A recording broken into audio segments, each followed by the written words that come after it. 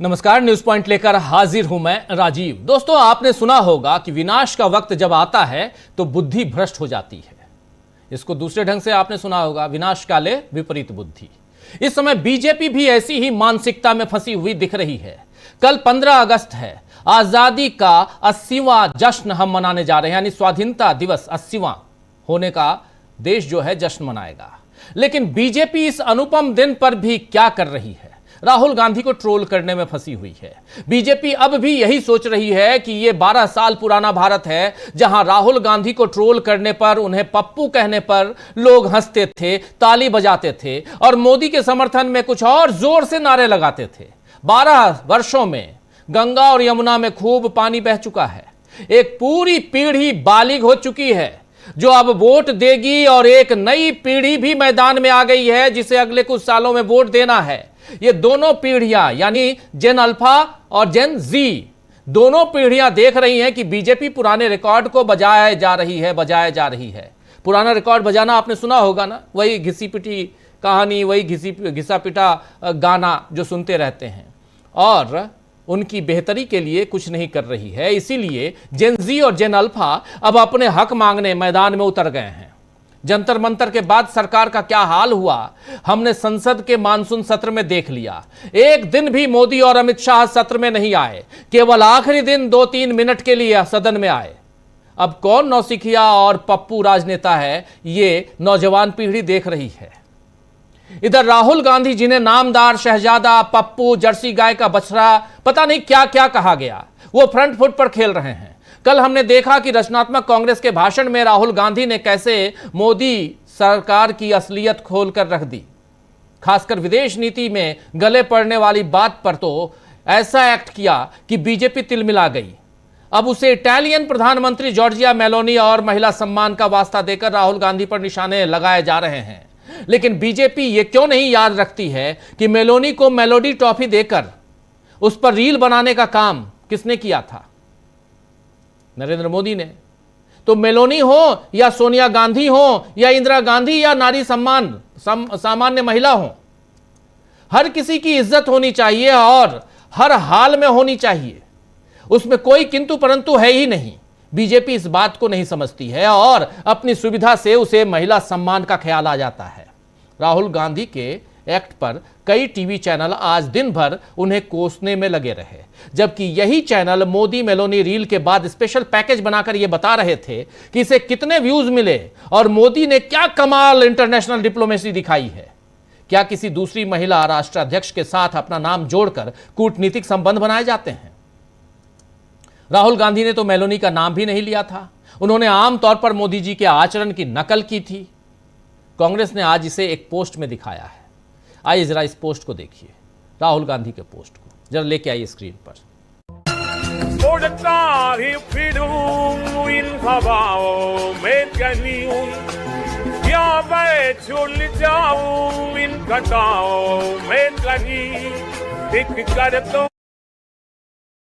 UAE, शुरुआत से देखिए। यूएई, यूनाइटेड अरब अमीरात, America, USA, France, New Zealand, Australia, Indonesia, और ऐसे सैकड़ों देश, सैकड़ों हैं। 130 देशों से ज्यादा की यात्रा तो कर चुके हैं नरेंद्र मोदी, यानी 100 से ज्यादा देश। और यहां नरेंद्र मोदी, आप देख लीजिए, UAE, America, France, New Zealand, Australia, Indonesia, ये मोदी की गले पड़ो विदेश नीति, ये जो है ये कांग्रेस ने दिखाया है। इसके अलावा और भी कुछ तस्वीरें हैं, वो भी हम आप तक पहुंचाएंगे। लेकिन इसके साथ कांग्रेस ने लिखा क्या है, जरा वो भी ले आइए स्क्रीन पर। कांग्रेस ने क्या लिखा है, इसके साथ कांग्रेस, ये मोदीज हग डिप्लोमेसी। अब देखिए, यूएसए है, रशिया है, यूएई है, फ्रांस है, भूटान है, इजराइल, मलेशिया, ये तमाम, यहां देखिए मोदी ने विदेश नीति का कबाड़ा कर दिया। ये सब कुछ कांग्रेस की तरफ से। लेकिन विनाशकाले विपरीत बुद्धि की बात मैंने इसलिए की यहां पर, क्योंकि निशिकांत दुबे ने एक पोस्ट में फिदेल कास्ट्रो और यासिर अराफात के साथ इंदिरा गांधी की तस्वीरें शेयर करते हुए क्या कुछ लिखा है, जरा अब आइए। निशिकांत दुबे जी बहुत बड़े ज्ञानी हैं। देखिए, राहुल गांधी जी इसे गले पड़ने को जठराग्नि कहते हैं या कामाग्नि कहते हैं। ये देखिए, ये हैं डॉक्टर निशिकांत दुबे, फिदेल कास्ट्रो हग इंदिरा गांधी। ये देख लिया आपने, जठराग्नि या कामाग्नि। पवन खेड़ा ने इसका जवाब दिया है। आइए पवन खेड़ा को जरा देखिए क्या जवाब दे रहे हैं। पारिवारिक संस्कारों से अछूते भाजपाई 20वीं सदी के सबसे सशक्त महिला नेत्री पर घटिया टिप्पणी कर रहे हैं।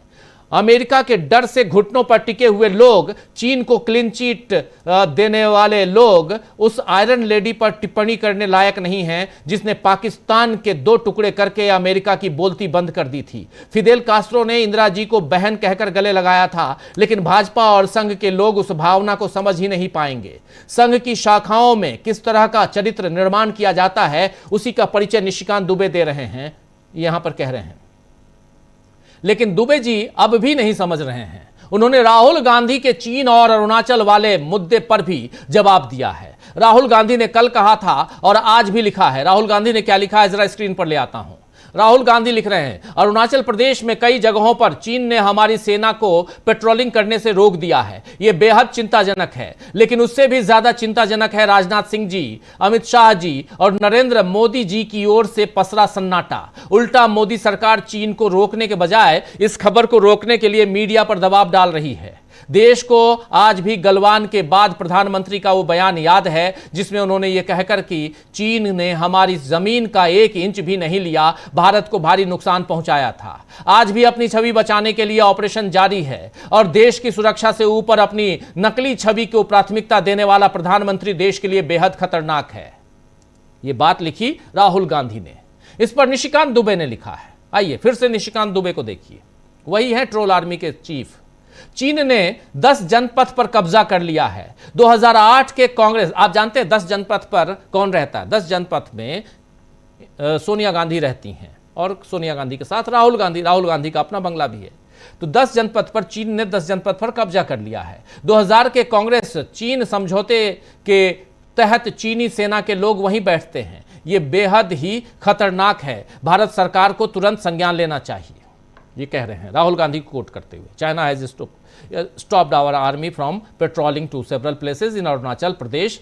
ये राहुल गांधी ने जो लिखा, जिसका हिंदी है मैंने आपको ऑलरेडी बता दिया है, रख दिया आपके सामने। तो एक तरह से निशिकांत दुबे अपनी ही सरकार से जवाब मांग रहे हैं कि चीन 10 जनपद तक आ गया है। इसमें सोनिया गांधी और राहुल गांधी को फंसाने के फेर में दुबे ने मोदी और अमित शाह को फंसा दिया, गृह मंत्री को और देश के प्रधानमंत्री को, जिनके हाथों में 2014 से देश की सारी शक्तियां हैं। तो बीजेपी के लोग ही अपने मोदी सरकार को फंसा रहे हैं। ईरान ने अमेरिका को नसीहत देते हुए एक बात कही है कि फेक न्यूज से ज्यादा फेक इंटेलिजेंस खतरनाक होता है। यही बात अब मोदी जी को भी कही जानी चाहिए, क्योंकि उनके आसपास के लोग अब उनका नुकसान करने में लग गए हैं। जंतर मंतर से लेकर संसद तक और जेनजी से लेकर जेन अल्फा तक एक नए किस्म की जागरूकता देश में दिखाई दे रही है। मोदी अब भी कौन किसके गले पड़ा और किसने किससे क्या कहा, इस पचड़े में फंसे रहें तो बहुत जल्द सत्ता उनके हाथ से खिसक सकती है। तो क्या मोदी को उनके करीबी ही अब नुकसान पहुंचा रहे हैं? इसी पर आज हम चर्चा करेंगे। लेकिन उससे पहले ये इतनी बातें मैंने क्यों आपके सामने रखी? शुरुआत मेलोनी से की थी। राहुल गांधी ने कल कहा क्या था, कल हुआ क्या, जरा उसको देखना जरूरी है। कल का वो वीडियो ले आइए जरा स्क्रीन पर, जब राहुल गांधी संदीप दीक्षित को बुलाकर गले मिलते हैं। और ये गले मिलने वाली बात यहां पर जो हम दिखा रहे हैं, मोदी की गले पड़ो विदेश नीति, इसकी चर्चा आज दिन भर गोदी मीडिया क्यों कर रहा है? क्या राहुल गांधी ने कल मेलोनी का नाम लिया? नहीं लिया। तो राहुल गांधी ने जब नाम नहीं लिया, चलिए आप सुन लीजिए पहले कि हुआ क्या था। पहले अगर जो साथी कल का प्रोग्राम देखे होंगे उनको पता है, जो नहीं देखे होंगे जरा एक बार देखिए। और कल हुआ क्या रचनात्मक कांग्रेस के मंच से जब राहुल गांधी अपनी बात रख रहे थे, क्या हुआ था सुनिए, देखिए। इनका पता नहीं कहां से इनके दिमाग में घुस गया, अब अजीब चीजें घुस जाती है, बट इनके माइंड में घुस गया कि फॉरेन पॉलिसी इज दिस। मैं तो बच्चे फिर रहा था।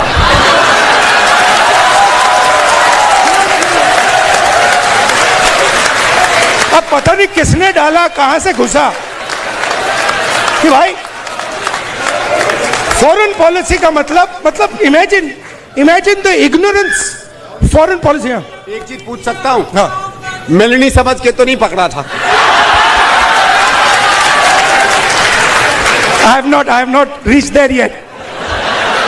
But तो सुना आपने, यहां पर संदीप दीक्षित बाद में आते हैं, या गले पड़ना, ये गले पड़ो राजनीति है, विदेश नीति है नरेंद्र मोदी की। और यही यहां पर राहुल गांधी ने दिखाया कि कैसे नरेंद्र मोदी विदेश जाते हैं और उनको लगता है कि गले अगर मिल लिया तो हमारी विदेश नीति, हमारा इस देश के साथ हमारा संबंध अच्छा हो जाएगा, मधुर हो जाएगा, भारत को बहुत फायदा होगा, ये सारी चीजें उनको लगती हैं। इसी को एक्सपोज करने की कोशिश यहां राहुल गांधी ने की। उसके बाद संदीप दीक्षित आते हैं, वो भी एक मजाकिया लहजे में कहते हैं कहीं, हालांकि पर्सनली मैं कहूंगा हमारी टीम डीबी लाइव ऐसे महिला विरोधी टिप्पणी और इस ढंग से किसी महिला को टारगेट करने वाली टिप्पणी का हम समर्थन नहीं करते हैं, बिल्कुल नहीं करते हैं। लेकिन निशिकांत दुबे ने जो लिखा है अभी, क्या उसका समर्थन बीजेपी करती है? बीजेपी जरा बता दे। अगर नहीं करती है तो निशिकांत दुबे को फायर करें, क्या बीजेपी करेगी? और राहुल गांधी ने यहां एक बार भी मेलोनी का नाम नहीं लिया, तो फिर गोदी मीडिया और बीजेपी के प्रवक्ता, बीजेपी के नेता सुबह से लेकर अभी तक आखिर क्यों राहुल गांधी को घेरने की कोशिश कर रहे हैं? चलिए, इन सब की चर्चा अब जरूरी है यहां पे, लेकिन उससे पहले चलिए हमारे तमाम साथियों को ले आइए जरा स्क्रीन पर। सबसे पहले सबसे परिचय करवा देता हूं और फिर मेलोडी जरूर देखेंगे हम, आखिर इसकी शुरुआत कहां से हुई ये भी देखेंगे। हमारे साथ 6 वरिष्ठ साथी जुड़े हुए हैं। अमरिंदु उपाध्याय जी हैं, प्रशांत टंडन जी हैं, प्रोफेसर अखिल स्वामी जी हैं, डॉक्टर राकेश पाठक जी, सुनील शुक्ला जी और शकील अख्तर जी। आप सबका स्वागत है, इस्तकबाल है, स्वागत इस्तकबाल। अब तमाम दोस्त साथी शुभचिंतक आप सबका जो अब तक जुड़ चुके हैं इस कार्यक्रम में, उनका भी, जो जुड़ने वाले हैं उनका भी। ये प्रधानमंत्री नरेंद्र मोदी जाते हैं इटली, 6 देशों की यात्रा पे, 7 दिवसीय यात्रा पे निकलते हैं। अचानक यहां भारत को कह के, भारत के नागरिकों को कह के कि अभी ईरान और अमेरिका के साथ जंग चल रही है और आप लोग विदेश जाना भी कम कर दीजिए। लेकिन नरेंद्र मोदी उस दौरान खूब विदेश जाते हैं, खूब विदेश जाते हैं। हमारे डॉक्टर साहब, डॉक्टर राकेश पाठक जी उसी दौरान कनाडा में फंस गए थे। ये विदेश से लौट के आना चाहते थे, कह रहे थे मोदी जी ने कह दिया वापस आ जाओ, लेकिन ये इनके पास टिकट की दिक्कत हो गई, कंफर्म नहीं हो रहा था, ये नहीं आ पाए। मगर मोदी जी यहां से फटाफट धड़ाधड़ विदेश जाने लगे। इटली भी पहुंच गए और इटली पहुंचे तो क्या लेके गए? मेलोडी। और कह रहे हैं मेलोनी प्लस मोदी बराबर मेलोडी। इसके बाद खूब सारे अलग अलग मीडिया और उसमें भी गोदी मीडिया ने खूब सारे, कितने व्यूज आ गए। इनके बीच की जो, दोनों के बीच का जो कॉम्बिनेशन है, अब मैं क्या क्या शब्दों का इस्तेमाल करूं, वो बड़ा, वो देख लीजिए आप कैसा है। इस पे खूब कितने क्या हुए, क्या व्यूज हुए, क्या भारत की विदेश नीति है, क्या इटली के साथ हमने संबंध बना लिए। पहले तो इटली का नाम लेने से भी आप कतराते थे। पहले इटली मतलब सोनिया गांधी कहते थे, इटली मतलब राहुल गांधी का ननिहाल कहते थे, लेकिन अब इटली आपको बहुत पसंद आने लगा। और उसके बाद कल तक जिस भाजपा के लोगों ने मेलोनी कह के, मेलोडी कह के और मेलोडी भाभी तक कह के, भाजपा के कई लोगों का मैं सोशल मीडिया पे दिखा दूंगा, बहुत जिम्मेदारी के साथ कह रहा हूं, इतना कह के आप लोगों ने जब सोशल मीडिया पे बाढ़ लगा दी मेलोडी की, तब तो आपको बुरा नहीं लगा। और आज राहुल गांधी ने नहीं बोला है तो फिर आप क्यों इसमें कूद पड़े और आप फिर क्यों इसे एक मुद्दा बनाने की कोशिश कर रहे हैं? इससे क्या फायदा है, यह समझने की कोशिश। लेकिन पहले उस जहां से शुरुआत हुई है उसको देखना जरूरी है। आइए जरा सेल्फी देखते हैं नरेंद्र मोदी की, जब वो इटली में थे, दिखाइए जरा। Prime Minister Modi brought us a gift, a very, very good toffee. Melody.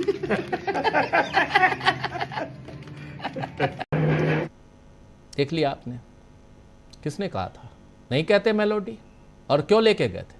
क्यों लेके गए थे नरेंद्र मोदी? यहीं से शुरुआत करते हैं, जिसके बाद अब राहुल गांधी को घेरा जा रहा है, वो भी। और क्या इस देश में, और क्या राहुल गांधी का ये एक दांव है जिससे बीजेपी का पूरा सिस्टम हिल गया है? क्या नई क्रांति का आगाज हो चुका है इस देश में? सब पे चर्चा करते हैं। प्रोफेसर अखिल स्वामी जी, स्वामी जी आपसे शुरुआत। आवाज आ रही है स्वामी जी? स्वामी जी आपसे शुरुआत, आपसे ही शुरुआत। जरा मेलोडी से लेकर और रचनात्मक कांग्रेस तक। और ये कौन सी राजनीति है? जबकि राजनीति कीजिए अलग चीज है, देश चला रहे हैं, आपके हाथों में देश और इतना बड़ा लोकतंत्र, उसकी बागडोर है। और कल 80वां स्वाधीनता दिवस हम मना रहे हैं, उससे पहले एक दिन पहले आप कर क्या रहे हैं? देखिए राजीव जी, ये चीज और नोट कीजिए, आज सोशल मीडिया पे देखिए, फेसबुक पे देखिए, उसके बाद इन लोगों ने जो इंदिरा गांधी फिडल कास्ट्रो से मिली थी और यासर अराफात से मिली थी, उसके बारे में अभद्र भाषा का उपयोग भक्तों ने किया। जबकि आपको पता होगा ये वर्ल्ड का प्रोटोकॉल है, ये बिल्कुल वेल एक्सेप्टेड प्रोटोकॉल है। अगर महिला से भी आप हाथ मिलाना चाहते हैं तो हाथ को छुआएं, अगर वो हाथ बढ़ाती है तो हाथ मिलाएं, वरना हाथ खींचती है तो हाथ ना मिलाएं।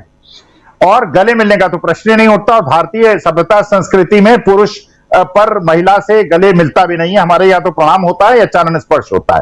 खैर, जब इंदिरा जी फिडल कास्ट्रो से मिलने गई, आप जरा ध्यान से देखिएगा, जिसको ये भक्त लोग बिल्कुल बेबुनियाद आरोप लगा रहे हैं और जिस प्रकार की निशिकांत दुबे ने ट्वीट किया है और जिस तरह की टिप्पणी इंदिरा जी के की है, जो हमारी देश की आयरन लेडी थी, उसके बारे में देखिए। इंदिरा जी जब फिडल कास्ट्रो से मिलने जाती हैं, आप देखिए वीडियो में, वो हाथ बढ़ाती हैं हाथ मिलाने के लिए।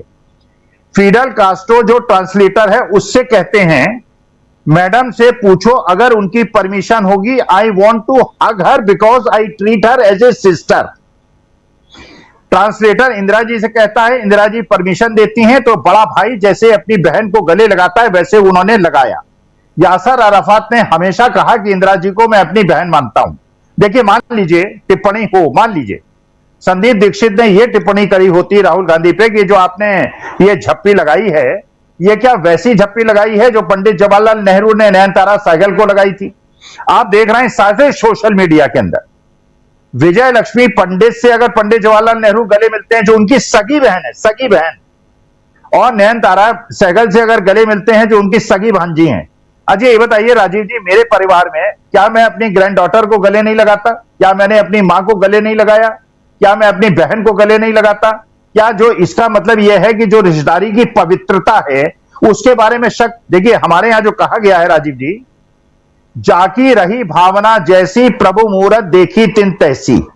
अगर संदीप दीक्षित ने कहा क्या आपने मेलोनी समझ के गले लगाया है, अगर वो कहते क्या पंडित जवाहरलाल नेहरू जैसे नयनतारा सहगल को गले लगाते थे वैसे लगाया, अरे ये एक केवल रिश्ता एक नहीं होता है।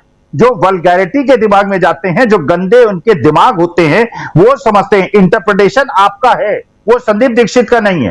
वो केवल संदीप दीक्षित बता सकते हैं कि उनका इंटेंशन क्या था जब उन्होंने बात कही थी। अच्छा ये बताइए, मेलोडी चॉकलेट आप देंगे एक राष्ट्राध्यक्ष को?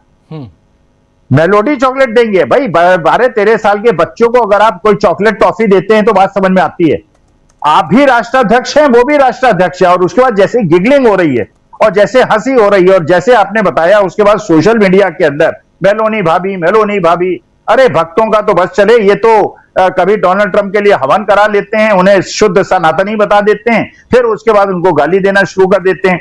अरे यार, हम ये मानते हैं कि हमारे मोदी जी का और मेलोनी जी का उसी प्रकार का संबंध है जैसे एक चाचा का अपनी भतीजे से होता है। भाई मेलोनी की उम्र बहुत कम है, जो हमारी इटली की सम्मानित राष्ट्राध्यक्ष हैं, और मोदी जी भारत के सम्मानित राष्ट्राध्यक्ष हैं। वो चाचा के रूप में अगर भतीजी से गले मिलते हैं, और यही अगर संदीप दीक्षित कह देते हैं कि क्या उस तरह से आपने गले मिलाए, तो जाकी रही भावना जैसी प्रभु मुहूर्त देखी तिन तैसी, ये बात का बतंगड़ बना रहे हैं। लेकिन निशिकांत दुबे ने जो कहा है वास्तविकता में, और जिस प्रकार सोशल मीडिया में फिडल कास्ट्रो से जो अपनी बहन परमिशन लेके उन्होंने गले लगाया था, और हम लोग भी जब बहुत ज्यादा भाव विवल हो जाते हैं तो कभी कभी, जैसे मान लीजिए हमारे परिवार के कोई सदस्य, हमारी कोई रिश्तेदार कोई बड़ी उपलब्धि करके आएगा, तो उस समय भावावेश में बुजुर्ग लोग बच्ची को, ये थोड़ी है कि एक बुजुर्ग आदमी अगर किसी यंग महिला को गले लगा रहा है तो उसकी इंटेंशन गलत है। संदीप दीक्षित के दिमाग में ऐसी कोई इंटेंशन नहीं थी, लेकिन भक्तों का दिमाग आप जानते ही हैं इसी प्रकार का है,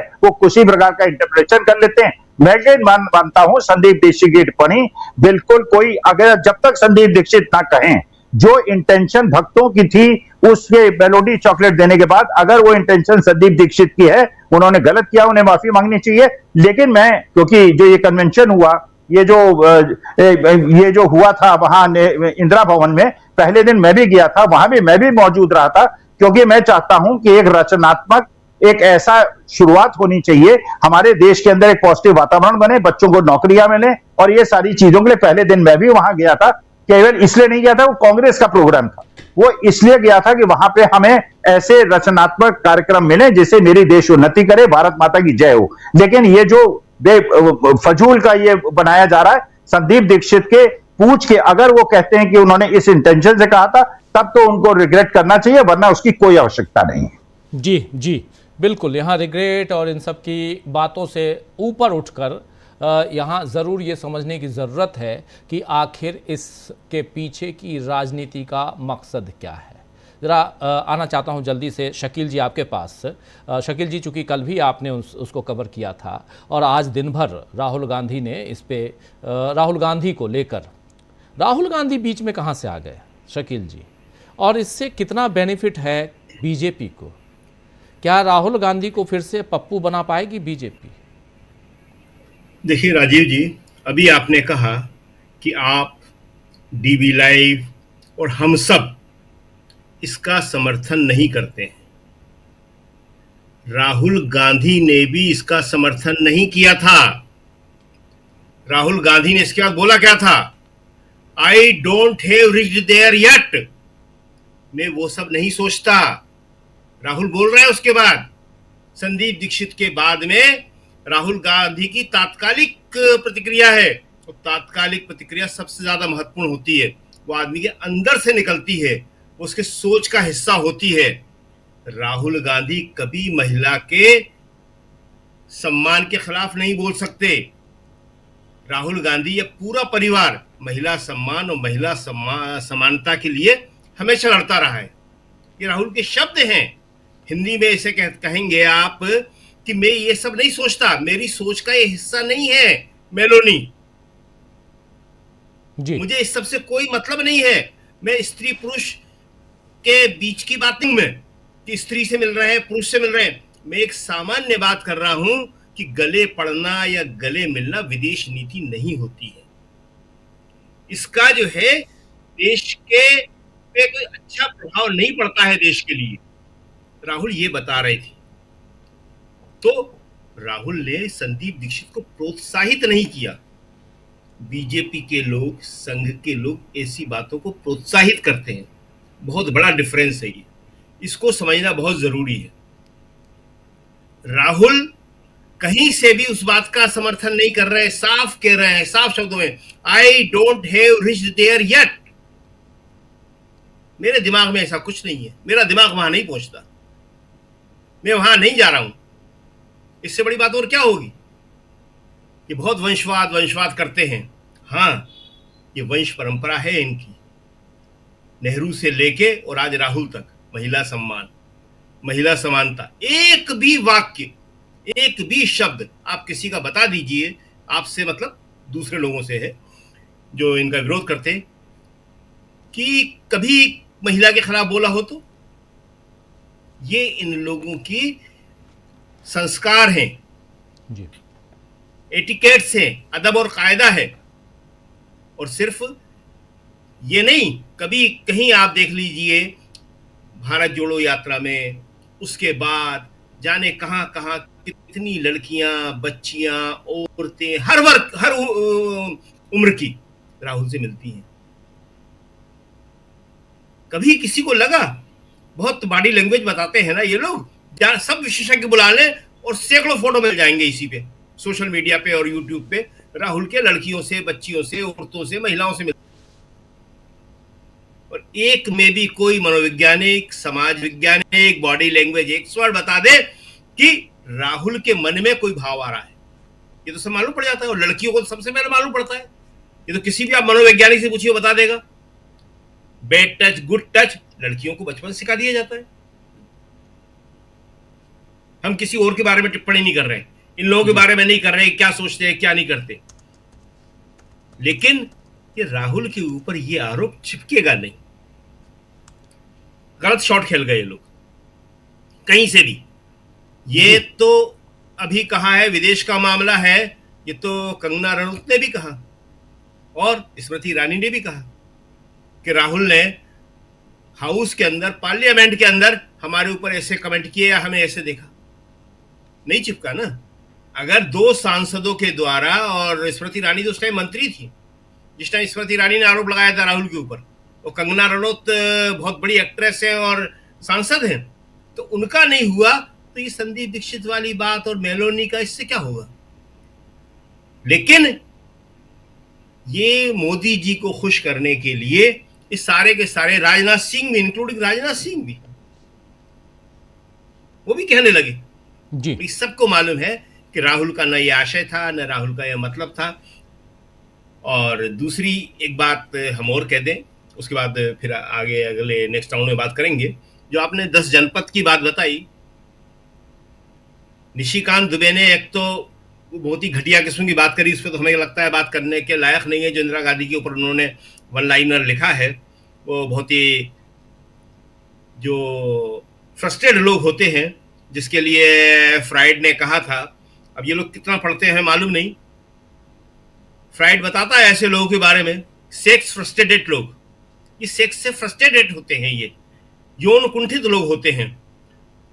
तो जो उन्होंने कहा उस पे इंदिरा गांधी को तो हम बात नहीं करेंगे, लेकिन 10 जनपद पे सेना बैठी है, वाह मोदी जी, वाह राजनाथ सिंह जी, आप राहुल को ट्रोल कर रहे हैं। यहाँ पे चीन की सेना बैठी हुई 10 जनपद पर, और आप क्या कर रहे हैं, आप क्या कर रहे हैं। इसके आगे कोई बात करने की जरूरत नहीं है। ये सारे जितना भक्त है, सारा जितना गोदी मीडिया, ये खुद जवाब दे इसका कि सेना आ गई है, 10 जनपद पर बैठी हुई है। मान लीजिए सोनिया गांधी दोषी, मान लीजिए राहुल गांधी दोषी है, आप क्या कर रहे हैं हुजूर, आपके ऊपर भारत की रक्षा का भार है, आप क्या कर रहे हैं, वो सेना बैठी हुई है वहां पे। वेरी गुड, बिल्कुल जी राजीव, बिल्कुल सही आप कह रहे हैं, सेना बैठी हुई है और क्या। लेकिन चलिए वो बात जो है ये सबसे इम्पोर्टेंट कि आखिर किस दिशा में, और जबकि आज़ादी का जश्न मनाएगा कल हमारा देश, उससे पहले किस दिशा में आप पूरे डिबेट को ले जाना चाहते हैं।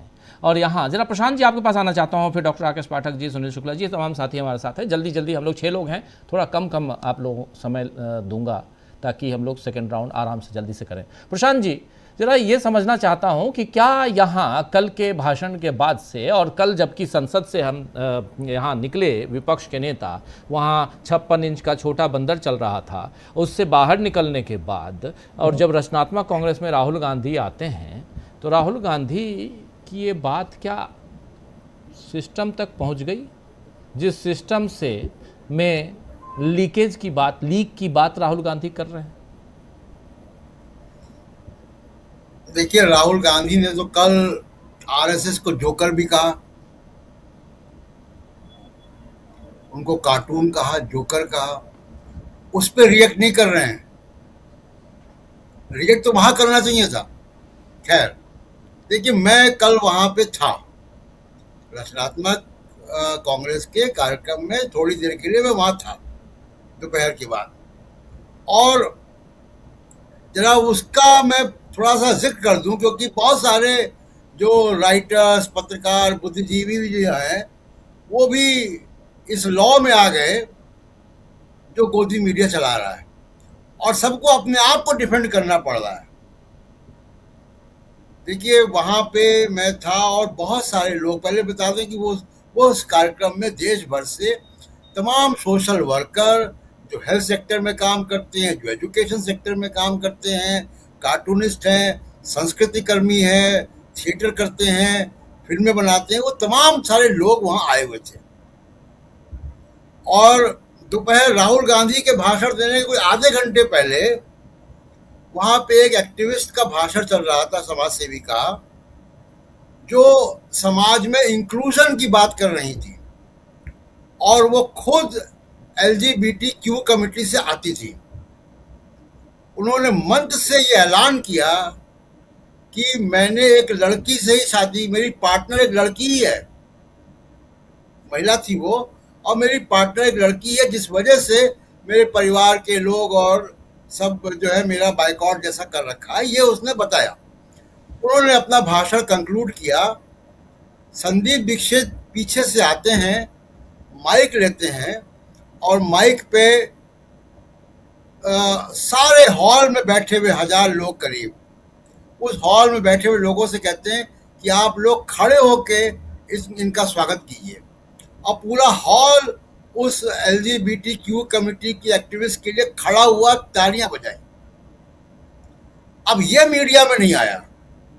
ठीक है, उनकी वो एक टिप्पणी है, वो उचित नहीं है, लेकिन ये भी तो हुआ है वहां पे। तमाम बहुत अच्छी अच्छी बातें हुई। मैं तो वही सुनने गया था कि बाकी लोग क्या। राहुल गांधी जब बोला था मैं आ चुका था। अब तो ये जो पूरा एक चल रहा है प्रपंच, अब राहुल गांधी को गोदी मीडिया ने इतना दिखा दिया, ये मोदी जी वाला स्केट संदीप दीक्षित के साथ। मैं भविष्यवाणी कर दूं राजीव जी कि अब मोदी जी विदेश यात्रा में जाएंगे तो गले नहीं लगा पाएंगे किसी को। इतना मजाक उड़ गया। ये गोदी मीडिया ने करवा दिया। गोदी मीडिया ने इसको इतना एम्पलीफाई कर दिया कि अब उसको दुनिया भर ने देख लिया। अब अभी तक इस पे बड़ी मीम्स बने। एक तो एक मीम बना था, बहुत लोकप्रिय हो गया था, बहुत उसके मिलियंस व्यूज आए। लेकिन जो राहुल गांधी ने कर दिया और उसको गोदी मीडिया ने जितना एम्पलीफाई किया है, अब नरेंद्र मोदी जी को ये छोड़ना पड़ेगा। और एक बात और मैं कह दूं कि नरेंद्र मोदी जी क्यों करते हैं। देखिए, जब आप किसी से मिलते हैं पोर्च में या कहीं, जब विदेशी मेहमान से मिलते हैं तो आपको हाथ मिलाना होता है, और हाथ मिला के अनौपचारिक 1 आध मिनट की बात होती ताकि फोटो वगैरह कैमरे वाले खींच रहे। नरेंद्र मोदी को वो नहीं आता क्योंकि वहां पर टेलीप्रॉम्प्टर नहीं लग पाता है। अब तो विदेशी जो चैनल है, वो तो विदेशी मीडिया, उसकी साउंड भी देखते तो समझ में आता है कि वो क्या करते हैं। जोर जोर से हंसना, गले लगाना और बिना बात में हंसना। और एक बात कि आप किसी विदेशी प्रधानमंत्री को डबल मीनिंग वाली टॉपिक क्यों देंगे। मेलेडी, मोदी प्लस मेलेडी, और उसको लेकर ये कौन सा प्रोटोकॉल है। बहरहाल मोदी जी अब ये नहीं कर पाएंगे अपनी विदेश यात्राओं पे। और एक आखिरी बात, देखिए, राहुल गांधी ने जो किया है, कांग्रेस के हर कार्यकर्ता और नेता को सीखना चाहिए कि ये है आपका तरीका, अग्रेसिव तरीका, जिसमें कि मजाक भी उड़ाएं आप, अग्रेसिव हो, अनअपोलोजेटिक हो। आरएसएस को जोकर उन्होंने कह दिया। ये सीखना है कांग्रेस के लोगों को कि आपको शर्मा के अपनी बात नहीं कहनी है। जो बात गलत है उसको उतनी जोर से कहो। जी राजीव जी, बिल्कुल बिल्कुल आप सही कह रहे हैं कि यहाँ पर, लेकिन बात जो है, क्या आज बीजेपी ने ही अपने पैर पे कुल्हाड़ी मार ली है? क्या इस पूरे घटनाक्रम को जितनी बार टेलीविजन पे, गोदी मीडिया पे दिखाया गया है और राहुल गांधी को घेरने की कोशिश हुई है, उससे नरेंद्र मोदी की विदेश नीति एक्सपोज हुई है? जरा समझना चाहता हूं डॉक्टर राकेश पाठक जी। राजीव जी, देखिए, कल के घटनाक्रम में खास तौर से महिला के सम्मान की बात हो रही है। हम सब लोगों ने भी उस उतनी सी बात को अनुचित माना जिसे खुद राहुल गांधी ने खारिज कर दिया। उन्होंने कहा मैं उस स्तर तक नहीं सोचता। हम सब लोगों ने भी उतनी बात लिखी है, सोशल मीडिया पर हमने भी लिखा, साथ में कुछ और सवाल भी पूछे, उस पर हम आगे आएंगे। शकील साहब ने बहुत अच्छी बात कही, फ्राइड का जिक्र किया। खास तौर से महिलाएं पुरुषों की नजर को बहुत दूर से पहचानती हैं। अमृता प्रीतम ने अपनी आत्मकथा रसीदी टिकट में लिखा है कि लड़कियों की पीठ पर भी 2 आंखें होती हैं। वे पीछे से देखने वाले पुरुष की निगाह को भी समझ लेती हैं कि वो किस नजर से उन्हें देख रहा है। राहुल गांधी उन विरले राजनेताओं में से होंगे जिनके प्रति महिलाएं बिना किसी संकोच के अपनत्व का भाव रखती हैं। कोई उनमें अपना पिता देखता है, कोई अपना भाई, कोई अपना सखा, बंधु। इस रूप में उनसे गले मिलती छोटी छोटी नाबालिग बच्चियों से लेकर 80 साल की, 90 साल की बुजुर्ग महिलाओं को हमने देखा है। भारत जोड़ो यात्रा में अनगिनत युवतियां, महिलाएं, वृद्धाएं उनसे इसी तरह गले मिली। तो राहुल गांधी के व्यक्तिगत व्यवहार में, उनके चरित्र में स्त्री द्वेष जैसा अंश भी नहीं है। दूर दूर तक उनसे कोई उम्मीद नहीं कर सकता कि वे किसी महिला के बारे में आपत्तिजनक बात कहेंगे। पूरे जीवन में उन्होंने नहीं कही। और अभी 4-5 दिन पहले जो इंस्टाग्राम की उनकी टॉक थी, एक बातचीत थी, उसका एक वीडियो वायरल हुआ था जिसमें वे महिलाओं की मुखरता की बात कर रहे थे, खूब वायरल हुआ था। इतना तो महिलाओं के पक्ष में जो फेमिनिस्ट हैं, महिलावादी, स्त्रीवादी, नारीवादी लेखिकाएं और विदुषियां हैं, वे भी नहीं बोलती जितना राहुल गांधी ने बोला और कहा था। अब आते हैं इस मुद्दे पर कि जो लोग शोर मचा रहे हैं, उनके वैचारिक परिवार, उनके राजनीतिक संगठन का क्रियाकलाप क्या रहा है अब तक। राजीव जी, अगर हम अपने बचपन को याद करें, हमें आज भी याद है कि 1970 के दशक में, हो सकता है उससे पहले भी, हम लोग सब 64 के दशक में जन्मे और हमारे वरिष्ठ लोग उससे पहले के हैं। प्रोफेसर अखिल स्वामी को उसके पहले का भी याद होगा।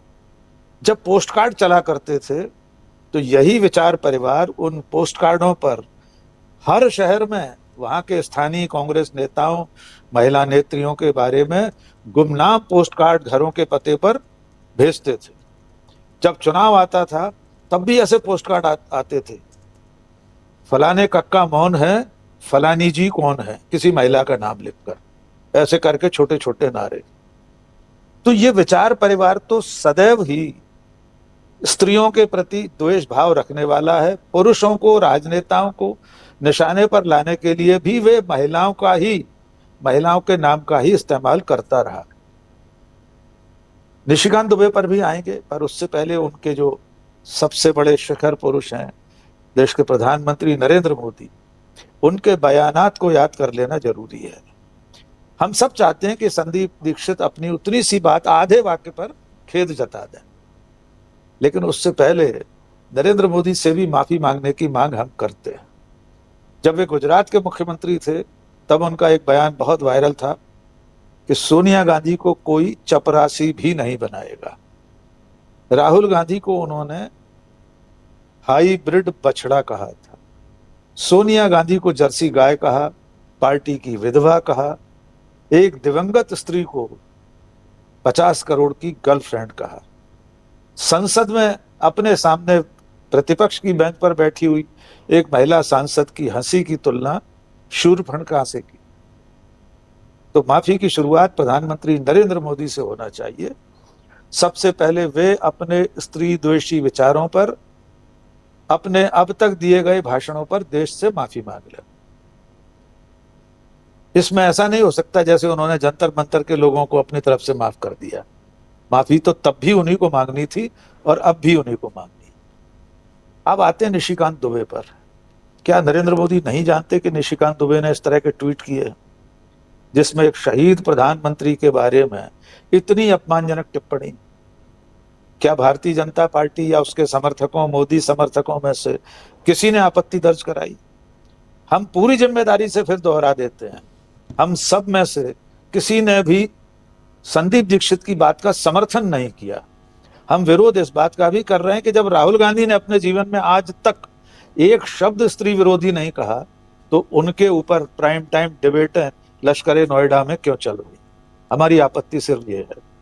निशिकांत दुबे का एक ट्वीट याद दिलाना चाहते हैं, यद्यपि वो इतना घृणित ट्वीट है फिर भी हम उसे बता देते हैं। और उस शब्द का उच्चारण अब तो इसलिए भी अनुचित नहीं है, मैं गलत कह गया, घृणित क्यों?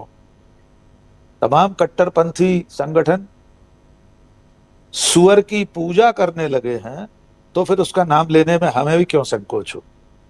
निशिकांत दुबे ने अप्रैल 2025 में भूतपूर्व मुख्य निर्वाचन आयुक्त SY कुरैशी के एक ट्वीट के जवाब में लिखा था कि हाँ, मैं सुअर हूं,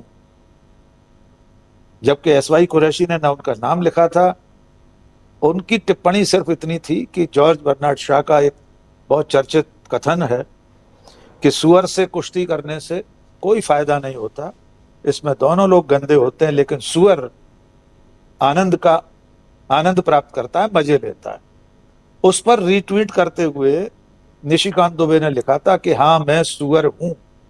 अगर हम चाहें तो स्क्रीन पर वो ट्वीट भी दिखा सकते जी। तो ऐसा व्यक्ति जो खुद को सुअर बता रहा है, प्रधानमंत्री के सामने के साथ उनकी ही साथ के पीछे की बेंच पर बैठता है, संसद में खड़े होकर प्रधानमंत्री रहे देश के पहले प्रधानमंत्री पंडित जवाहरलाल नेहरू की चरित्र हत्या करता है, और उसमें भी महिला ही माध्यम बनती है। अल्टीमेटली चाहे एडविना माउंटबेटन हो या और कोई महिला हो, तब नरेंद्र मोदी चुप्पी साध कर बैठे रहते। तब मोदी, आरएसएस और बीजेपी के समर्थकों की ये ट्रोल आर्मी एक शब्द में भी आपत्ति दर्ज नहीं कराती। अंतिम बात इस चरण में कि ये मामला भी राजीव जी बूमरैंग कर गया है। जितना जितना इस मुद्दे को उठाया जाएगा, उतनी बार पूरे देश से प्रधानमंत्री मोदी के पुराने बयान, उनके समर्थकों के ट्वीट, उनकी ट्रोल आर्मी की हरकतें देश के सामने आती जाएंगी और जो उन पर भारी पड़ेगी। फिदेल कास्त्रो और यासिर अराफात के बारे में अखिल स्वामी सर बता ही चुके हैं। इससे ज्यादा घृणित कोई टिप्पणी हो नहीं सकती। देश के लिए अपना सर्वस्व न्यौछावर करने वाली प्रधानमंत्री के बारे में ऐसा ट्वीट करना और सरकार का मौन, प्रधानमंत्री की चुप्पी, ये बता रही है कि नरेंद्र मोदी भी निशिकांत दुबे के उस विचार से सहमत है। तो कायदे से तो माफी नरेंद्र मोदी को मांगना चाहिए इस देश से। जी राजीव जी जी बिल्कुल बिल्कुल। बहुत कुछ है, जब बात निकलेगी तो दूर तलक जाएगी और इसमें फंसेंगे सत्ता पक्ष। इसलिए फंसेगी क्योंकि इसलिए फंसेगा क्योंकि देश की बागडोर सत्ता पक्ष के हाथ में है। और यहाँ पर सबसे बड़ी चीज़ कि आखिर इतना तूल देने का मतलब क्या है, इसके पीछे की राजनीति क्या हो सकती है। सुनील शुक्ला जी, ज़रा और थोड़ा सा इसके पीछे की राजनीति आपके ज़रिए समझना चाहता हूँ कि आखिर हम लोगों ने इस पर खूब चर्चा कर ली और दिन भर तो चर्चा कर ही रहे हैं लोग।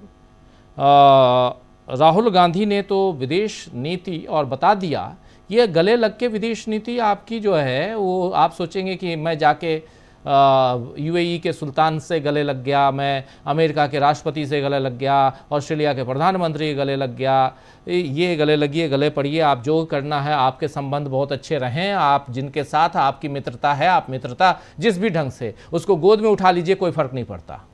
लेकिन देश का कितना भला हो रहा है ये मायने रखता है। देश का नागरिक तो यही जानेगा, चाहेगा हमारा प्रधानमंत्री किसको गोद में उठाता है या किसी के गोद में बैठ जाता है या उसके गले लगता है, ये उनका पर्सनल हो सकता है। लेकिन जब वो प्रधानमंत्री हैं तो फिर प्रधानमंत्री की तरफ तो देश देखेगा। आप इससे बाहर भी नहीं निकल सकते हैं कि नहीं जी हमारी मर्जी जो करें हम, लेकिन राहुल गांधी नकल करेंगे तो ये अच्छा नहीं है। ये कैसे हो सकता है? राहुल गांधी नेता प्रतिपक्ष हैं लेकिन प्रधानमंत्री तो प्रधानमंत्री हैं। संविधान की शपथ लेकर राहुल गांधी नेता प्रतिपक्ष नहीं बने हैं, लेकिन प्रधानमंत्री नरेंद्र मोदी या कोई भी देश का प्रधानमंत्री वो संविधान की शपथ लेकर प्रधानमंत्री की कुर्सी पर पहुंचा हुआ है, बैठा है। तो इसलिए प्रधानमंत्री अगर कुछ कर रहे हैं उनके एक एक क्रियाकलाप पर देश देखेगा, सवाल करेगा। और नेता प्रतिपक्ष अगर सवाल कर रहे हैं कि आप विदेश नीति 12 वर्षों में हमारी विदेश नीति कहां पहुंचा दी आपने गले लग लग के, तो उसमें क्या बुराई है? और उसमें हम तो संदीप दीक्षित की बात ही नहीं कर रहे हैं। संदीप दीक्षित ने जिस मोड में कहा, हमने उसकी भर्त्सना कर दी, हमने कहा कि वह अच्छा नहीं किया उन्होंने किसी भी महिला का नाम लेकर। लेकिन महिला का नाम लेने का कि नौबत क्यों आई, किसने ये नौबत लाई? कौन मेलोडी लेके गया था? राहुल गांधी लेके गए थे क्या वहां इटली जब अपने नानी के यहां गए तो, कि ये दे देना वहां के प्रधानमंत्री को, क्योंकि दोनों का नाम साथ साथ जोड़ा जा रहा है। राहुल गांधी तो लेके नहीं गए थे, नरेंद्र मोदी लेके गए थे। क्यों लेके गए नरेंद्र मोदी? क्या यह सवाल देश पूछेगा नहीं कि आप मेलोडी चॉकलेट ही क्यों लेके गए? आपको चॉकलेट बहुत पसंद है, आप चाह रहे थे कि चॉकलेट दें, लेकिन मेलोडी ही क्यों लेके गए? सुनील शुक्ला जी, इसलिए मैं समझना चाहता हूं इसके पीछे की सियासत क्या है। धन्यवाद राजीव जी। इसके पीछे की सियासत यह है कि राहुल गांधी ने विदेश नीति की सफलताओं के जो सवाल उठाए उसका जवाब इस सरकार के पास, इस पार्टी के पास नहीं है। राहुल गांधी ने भारतीय विदेश नीति के विफल होने की बात उठाई। राहुल गांधी ने भारतीय विदेश नीति के लागू होने के तौर तरीकों को लेकर के सवाल उठाया। एक जिम्मेदार सरकार के समर्थक अगर उनमें कोई बोध है तो वह राहुल गांधी के द्वारा उठाए गए सवालों का जवाब देते कि जो विदेश नीति के बारे में आप बात कर रहे हैं वह विदेश नीति वह इस तरह से नहीं है और हम अपने विदेश नीति में सफल हैं। देश के लोगों ने विदेश नीति के जिस तरीके से विदेश नीति चलाई जा रही है उसके दुष्परिणामों को देखा है। और ऐसा नहीं है कि प्रधानमंत्री जी के किसी से गले लगने का मसला कोई उनका निजी मसला, वह भारत के प्रधानमंत्री के रूप में ही किसी से गले मिल पाते हैं। क्या निजी क्षमता में वह इसमें से किसी से गले मिल पाते? क्या कभी मिल पाए थे? तो देश के प्रधानमंत्री हैं, इसलिए राहुल गांधी का उनके तौर तरीके के ऊपर सवाल उठाना बिल्कुल जायज है। आप उस उनके राहुल गांधी के तौर तरीके से आप सहमत हो या ना सहमत हो, आपको राहुल गांधी के द्वारा जो आलोचना की गई है उसका जवाब देना है। निश्चित रूप से संदीप दीक्षित ने कहा उसको तो इंडोर्स राहुल गांधी नहीं किया, तो हम आप क्यों करेंगे? करना भी हमको आपको नहीं चाहिए। लेकिन ये जरूर सवाल उठेगा कि आखिर मेलोनी का नाम संदीप दीक्षित ने क्यों लिया? मेलोडी जो चॉकलेट लेके गए, मेलोनी और मोदी ये दोनों को मिला करके मेलोडी शब्द बनाने वाले कौन लोग हैं? राहुल गांधी तो नहीं बनाए, संदीप दीक्षित ने तो बनाया नहीं। मेलोनी जी के नाम के प्रति तो किसी ने कोई अपमानजनक शब्द या उनके सम्मान के प्रतिकूल कोई बात कही नहीं। आप मेलोनी का नाम मेलोनी की तरह से लेते रहते, किसी को कोई दिक्कत नहीं थी। आज भी आप जिस तरह से लेना चाहे बिल्कुल लीजिए। लेकिन जिस समय प्रधानमंत्री जी से मिले और उन्होंने प्रधानमंत्री जी मेलोनी से मिले और उन्होंने चॉकलेट भेंट किया, तो यह वाक्य तो उन्होंने ही बनाया था। मेलोनी और मोदी और मेलोडी, किसी और तो नहीं बनाया। और यह उस समय भी लोग जो आज इस विषय को लेकर के इतने गंभीर हैं, उस समय भी लोगों को सवाल उठाना चाहिए था। जिस समय वह चॉकलेट का पैकेट मोदी जी ले गए थे, उस समय दुनिया में युद्ध के बादल थे जो बरस रहे थे बाकायदे।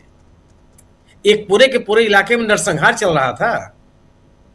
उस समय आप किसी को चॉकलेट भेंट में दे रहे हैं, तब किसी की भावनाएं नहीं भड़की थी कि एक तरफ दुनिया के एक हिस्से में नरसंहार हो रहा है और दूसरी तरफ आप किसी को चॉकलेट देने जा रहे हैं। राजनीति उसके पीछे केवल यही है कि राहुल गांधी के द्वारा उठाए गए सवालों का जवाब इनके पास नहीं है। विदेश नीति के मुद्दे को लेकर जिन्होंने सवाल उठाया और जो मानसून सेशन के दौरान जिन्होंने सरकार को घेरने की कोशिश की और सरकार घिर गई। सवाल इस बात का है कि जो निशिकांत दुबे की बात हो रही, निशिकांत दुबे के बारे में तो बात करना अपना समझ जाया करना। निशिकांत दुबे क्या का जो एक्स पर उनका पोस्ट है, उसके नीचे लोगों की प्रतिक्रिया पढ़ लीजिए आप। हमको आपको करने की आवश्यकता नहीं है, इसको बहुत व्याख्या करने की जरूरत नहीं है। निशिकांत दुबे को उनके नीचे टिप्पणी करने वाले लोगों ने क्या नहीं कहा, क्या नहीं कहा, आप उसको पढ़ नहीं सकते हैं। एक आध दो चार प्रतिक्रिया देखने के बाद आप बंद कर देंगे। किस कदर इनको घेरा है निशिकांत दुबे को, और उनके बारे में, उनके खुद के बारे में किस किस तरह की टिप्पणियां की है लोगों ने।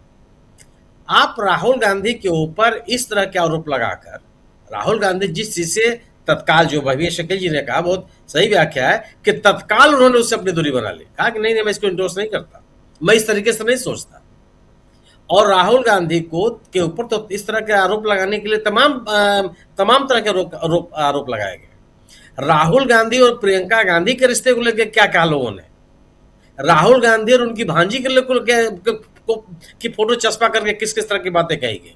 कोई खड़ा होकर कहा क्या कि जो लोग ये टिप्पणी कर रहे हैं वो कौन लोग हैं, इनके खिलाफ पार्टी अनुशासनात्मक कार्रवाई करेगी, कानूनी कार्रवाई छोड़ दीजिए।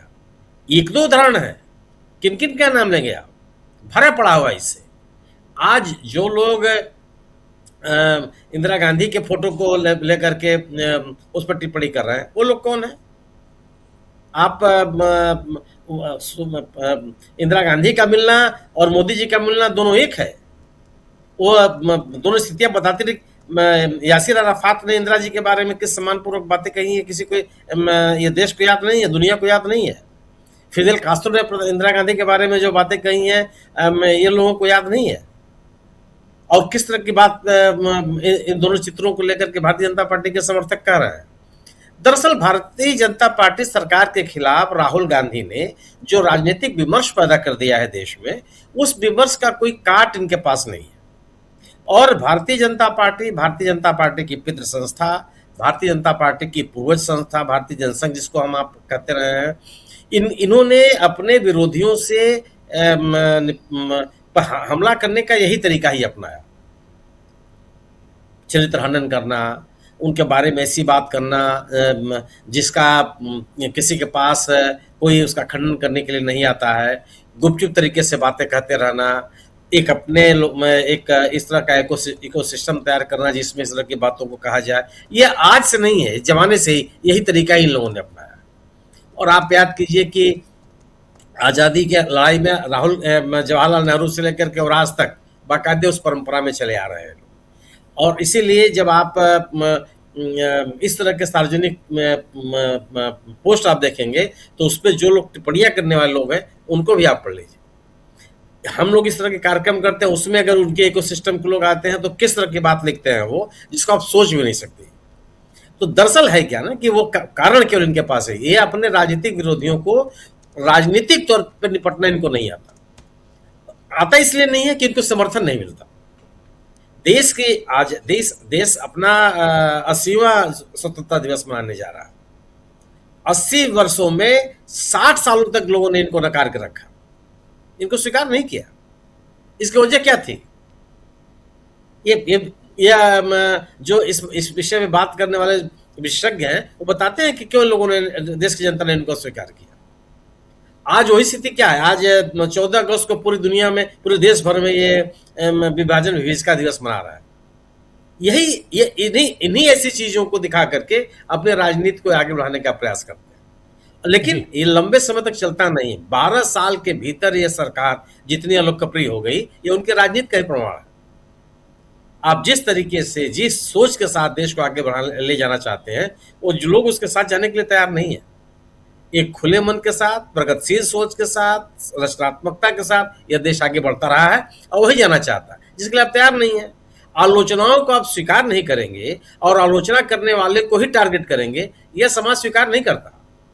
और इसीलिए जितने लोग हैं, जितने नाम हम और आप देख रहे हैं, जो लोग इस तरह की टिप्पणियां कर रहे हैं, सबके टिप्पणियों के ऊपर, सार्वजनिक टिप्पणियों के ऊपर उनका जवाब पढ़ते जाइए। लोगों की प्रतिक्रिया देखते जाइए कि लोग किस तरह की प्रतिक्रिया दे रहे हैं। 10 लोगों ने भी अगर प्रतिक्रिया दी है, कम से कम सैकड़ों की संख्या में लोगों ने प्रतिक्रिया दी है और बढ़ चढ़ करके लिखा। इस नकारात्मक सोच के साथ, सोच के रखने वाले व्यक्तियों के साथ समाज जाता नहीं। और दिक्कत यही है सरकार के सामने और सत्तारूढ़ दल के सामने कि आखिर राहुल गांधी को काउंटर कैसे किया जाए, राहुल गांधी की राजनीतिक बढ़ती हुई राजनीतिक स्वीकृति पर रोक कैसे लगाई जाए। इसका कोई रास्ता उनको नहीं सूझ रहा और रास्ता सूझेगा भी नहीं, क्योंकि एक नेता उस रूप में सोच रहा है जो देश का युवा वर्ग जिस दिशा में जाना चाहता है, वो उनकी भावनाओं के साथ खड़ा, उनकी सोच के साथ खड़ा है। और दूसरी तरफ आप अपने आप को कहाँ ले जा रहे हैं, जिसमें आपके पास कोई प्रगतिशीलता नहीं है, वैज्ञानिक सोच नहीं है, योग्यता की स्वीकृति नहीं है, लोकतांत्रिक मूल्यों में विश्वास नहीं है, लोकतांत्रिक संस्थाओं को मजबूत करने के प्रति कोई आपकी प्रतिबद्धता नहीं है जी। आलोचना करने वाले लोगों के साथ आप खड़े नहीं है, कैसे बढ़ जाएंगे आप? सवाल यही है। तो मुख्य जो राहुल गांधी को घेरने की कोशिश है, उसके पीछे केवल यही है कि राहुल गांधी के द्वारा की जा रही राजनीति और उनकी बढ़ती हुई जन स्वीकृति को रोकने का कोई तरीका इनके पास नहीं है। वही इसीलिए हुआ इस स्तर पर उतर करके उनका विरोध कर रहा है। जी बिल्कुल बिल्कुल बिल्कुल। प्रधानमंत्री नरेंद्र मोदी खुद शुरुआत करते हैं और उसके बाद फिर खुद फंसते हैं, तो पूरा का पूरा अपना कुनबा जो है वो मैदान में उतार देते हैं। आखिर मेलोडी चॉकलेट क्यों लेके गए, फ़ोटो जिस ढंग से खिंचवाई वो फ़ोटो क्या थे, कुछ फ़ोटोग्राफ्स दिखा देता हूँ, ज़रा ले आइए स्क्रीन पे, ज़रा अगर दिखा ही रहे हैं तो ये फ़ोटो क्या है देख लीजिए। साथ ऐसे फ़ोटो खिंचा, नीचे का भी हटा दीजिए, न्यूज़ अपडेट जो है नीचे हमारा ये भी हटाइए। कितने राष्ट्राध्यक्षों के साथ आप इस ढंग के फ़ोटो देखें प्रधानमंत्री के? अगर एक भी किसी राष्ट्राध्यक्ष के साथ इस ढंग के फ़ोटो देखे हों तो ज़रा ज़रूर बताइए, भेजिए, मैं अपना ज्ञान जो है दुरुस्त करूँगा। हटा देते हैं इसको, चलिए आगे बढ़ते हैं हमारे तमाम साथियों को ले आइए, अमलेंदु जी को ले आइए स्क्रीन पर। तो ऐसे फ़ोटोग्राफ्स मेलोडी के साथ, जब मेलोडी दिए थे उसी समय के फ़ोटोग्राफ्स हैं और इसको शेयर किया था खुद प्रधानमंत्री नरेंद्र मोदी ने। कोई बुराई नहीं है, आप करें उसमें, लेकिन जब यहाँ मेलोडी और मेलोनी भाभी जब चल रहा था और भाजपा के कार्यकर्ता ही सोशल मीडिया पे मोदी जी और अपनी टीम को लगा दें, देख लें कि कितने उनके ही कार्यकर्ताओं ने, उनमें से कुछ लोगों को नरेंद्र मोदी ने, उनकी टीम ने फॉलो भी किया हुआ है, उन लोगों ने ही अगर भाभी बनाकर चर्चा करना शुरू किया, उसमें संदीप दीक्षित ने अगर थोड़ा सा ये बात कह दी तो माफ़ी चाहूँगा, ये यहाँ तक पहुँचने की नौबत आपने ही दी है नरेंद्र मोदी जी। अब उसके बाद बात बुरी लग रही है। विदेश मंत्रालय से पूछा गया, विदेश मंत्रालय के प्रवक्ता से पूछा गया कि राहुल गांधी ने ऐसा ऐसा कहा है, इस पर आप क्या कहेंगे? विदेश मंत्रालय ने कहा है कि इटली के साथ हमारे मजबूत संबंध हैं। हाल के वर्षों में इटली के साथ हमारे संबंध हर तरह से बढ़े और मजबूत हुए हैं। कूटनीतिक तौर तरीकों के तहत ये ज़रूरी है कि हम एक दूसरे का सम्मान करते हुए दोनों पक्षों के बीच आपसी समझ को ध्यान में रखते हुए अपने संबंधों को और मजबूत करें। अब मीडिया ढोल पीट रहा है कि विदेश मंत्रालय ने नसीहत दी है राहुल गांधी को। ये नसीहत है? विदेश मामलों को खूब कवर किया है हम लोगों ने, कई प्रधानमंत्रियों के साथ उनके साथ दौरे पे गए, और ये एक विदेश कूटनीतिक भाषा है जिसका इस्तेमाल किया गया है। यहाँ कहीं समझाइश नहीं है। हाँ, इसके साथ, इटली के साथ हमारे संबंध अच्छे हैं, मजबूत हुए हैं, मजबूत हों, लेकिन पर्सनल आक्षेप ये पहले अपने कुनबे में झांकने की ज़रूरत है। जरा इस सब्जेक्ट को अमलेंदु जी इसके साथ क्लोज करेंगे और आगे बढ़ेंगे। आज सीजेआई सूर्यकांत को क्यों घुटने टेकने पड़े हैं, इस पर भी बात करेंगे। देश में नया आंदोलन कैसे उसका आगाज हो चुका है, जबकि आज़ादी की वर्षगांठ हम मनाएंगे कल, और उस पर चर्चा करेंगे। इसके बाद आप एक शानदार पॉडकास्ट देखेंगे, उस पॉडकास्ट में भी आप लोग बहुत कुछ ऑफ द रिकॉर्ड बातें समझेंगे।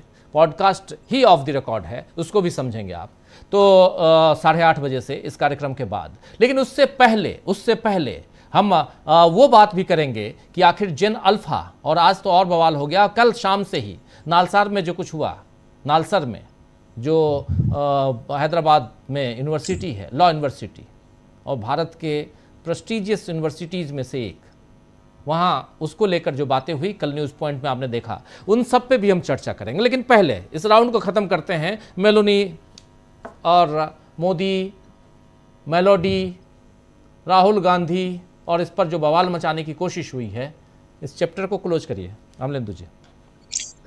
राजीव जी, इस चैप्टर को ऐसे क्लोज करते हैं कि ये जो परिवार है जिसको संघ परिवार कहा जाता है, इनका चाल चरित्र चेहरा यही है कि ये कहीं किसी महिला का नाम सुनते ही इनके दिमाग में गंदगी भरी होती है और वही सामने निकल कर आ जाती है। संदीप दीक्षित ने कहीं नहीं कहा कि मेलोनी को किस तरीके से ग्रैब किया या मेलोनी के साथ क्या संबंध है, ये तो कुछ कहा ही नहीं संदीप दीक्षित ने। अब संदीप दीक्षित ने जो भी कहा वो जाने उनका मतलब क्या है, लेकिन इसका अर्थ जो निकालना है वो संघी निकाल रहे हैं। संदीप दीक्षित ने जो कहा उसका अर्थ संघी निकालना है। संदीप दीक्षित ने जो कहा होगा उनके मन में जो रहा वो सही है। अब संदीप दीक्षित के मन की बात हम तो नहीं समझ सकते, संघी कैसे समझ गए, ये अलग मसला है। और मैं ये इसलिए कह रहा हूँ राजीव जी, आपको याद होगा कि इसी लोकसभा में लोकसभा के अध्यक्ष जो है ओम बिरला साहब, और उन्होंने एक दिन राहुल गांधी और प्रियंका गांधी को लेकर बहुत घटिया टिप्पणी की थी सदन के अंदर, और उसके बाद लोकसभा को स्थगित कर दिया था। आपको याद होगा, शकील जी अच्छी तरीके से, शकील जी को भी याद होगा। और एक चित्र जो था जो संसद टीवी पर नहीं दिखाया गया था, वो भक्तों के पास कैसे आ गया था, उसको प्रसारित किया गया और फिर उसको लेकर ओम बिरला की टिप्पणी को जोड़ा गया। तो ये राजीव जी इनका असली चाल चरित्र चेहरा है। ये शुरू से ही राजीव जी इसी असल में कहे जाए यौन कुंठित आप इनको कह सकते हैं, या आप कह लीजिए यौन दुर्भावना वाले लोग हैं, इनको शुरू से यही समझ में आता है। ललित सुरन जी ने, राजीव जी अब नहीं रहे, हम लोगों के एडिटर इन चीफ थे, और उन्होंने एक संस्मरण लिखा था। उस संस्मरण में लिखा था कि 1957 में बलरामपुर जो उत्तर प्रदेश का सीट है, चुनाव हुआ लोकसभा का, सुभद्रा जोशी जो कांग्रेस की बड़ी नेता थी वो चुनाव लड़ रही थी, अटल बिहारी वाजपेयी चुनाव लड़ रहे थे। सुभद्रा जोशी मांग नहीं भरती थी, चूड़ी नहीं पहनती थी, क्योंकि वो प्रगतिशील महिला थी, और वो कहती थी कि ये जो है ये बेड़ियां हैं महिलाओं की, और इसलिए हम इसको नहीं पहनते। अटल बिहारी वाजपेयी ने टिप्पणी की कि यहाँ एक आई हैं और वो मांग नहीं भरती हैं, हिंदू संस्कृति को नहीं मानती हैं। इसको लेकर सुभद्रा जोशी ने पलटवार किया और उन्होंने कहा कि लक्ष्मण ने कभी सीता के चरणों से ऊपर नहीं देखा, अटल जी मेरे देवर के समान हैं, और वो कैसे उनकी निगाह जो है मेरी मांग पर चली। ये सुभद्रा जोशी ने राजीव टिप्पणी की थी, और शायद 57 में तो जीत गए थे अटल बिहारी वाजपेयी, 62 के चुनाव में हार गए थे सुभद्रा जोशी से, जहां तक मुझे ध्यान पड़ता है। तो ये राजीव जी इनका असली चाल चरित्र चेहरा है। हमारे यहाँ के डॉक्टर उमेश शर्मा थे, राजीव जी पत्रकार थे, वो कभी कभी बड़ी बातें बताते थे। एक दिन कहने लगे कि वो दो जा रहे थे स्वयं सेवक, तो एक सुरेश जी थे, एक रमेश जी थे। तो सुरेश जी ने पूछा रमेश जी आपका विवाह हो गया सुना? उन्होंने कहा हाँ सुरेश जी हो गया है। कि किससे हुआ? कह रहे वो जो अपनी उमा बहन जी थी। तो ये राजीव जी भाई बहन के रिश्तों को भी किस तरीके से लेते हैं, ये इनकी असली मानसिकता है। तो राजीव जी जो व्यक्ति खुद को सुअर कह चुका हो तो उसके ट्वीट पर तो कोई बात करने की आवश्यकता ही नहीं है। इनका पूरा जो खानदान है, पूरा परिवार, संघ परिवार जो है वो इसी मानसिकता का ये उसका ये परिचय दे रहे हैं। राहुल गांधी ने ठीक उसी समय कहा, चूंकि अंग्रेजी में कहा तो मोदी जी को भी अंग्रेजी नहीं आती, संघियों को तो कहां से आएगी राजीव जी, मोदी जी को नहीं आती। सबसे ज्यादा पढ़े लिखे तो मोदी जी हैं संघ परिवार में, मोहन भागवत से भी ज्यादा पढ़े लिखे। तो मोदी जी को नहीं आती अंग्रेजी तो बाकी लोग क्या समझेंगे। राहुल गांधी तुरंत कहा कि भाई मेरे दिमाग में इस तरह की कोई चीज नहीं है जो आप कह भी रहे हैं।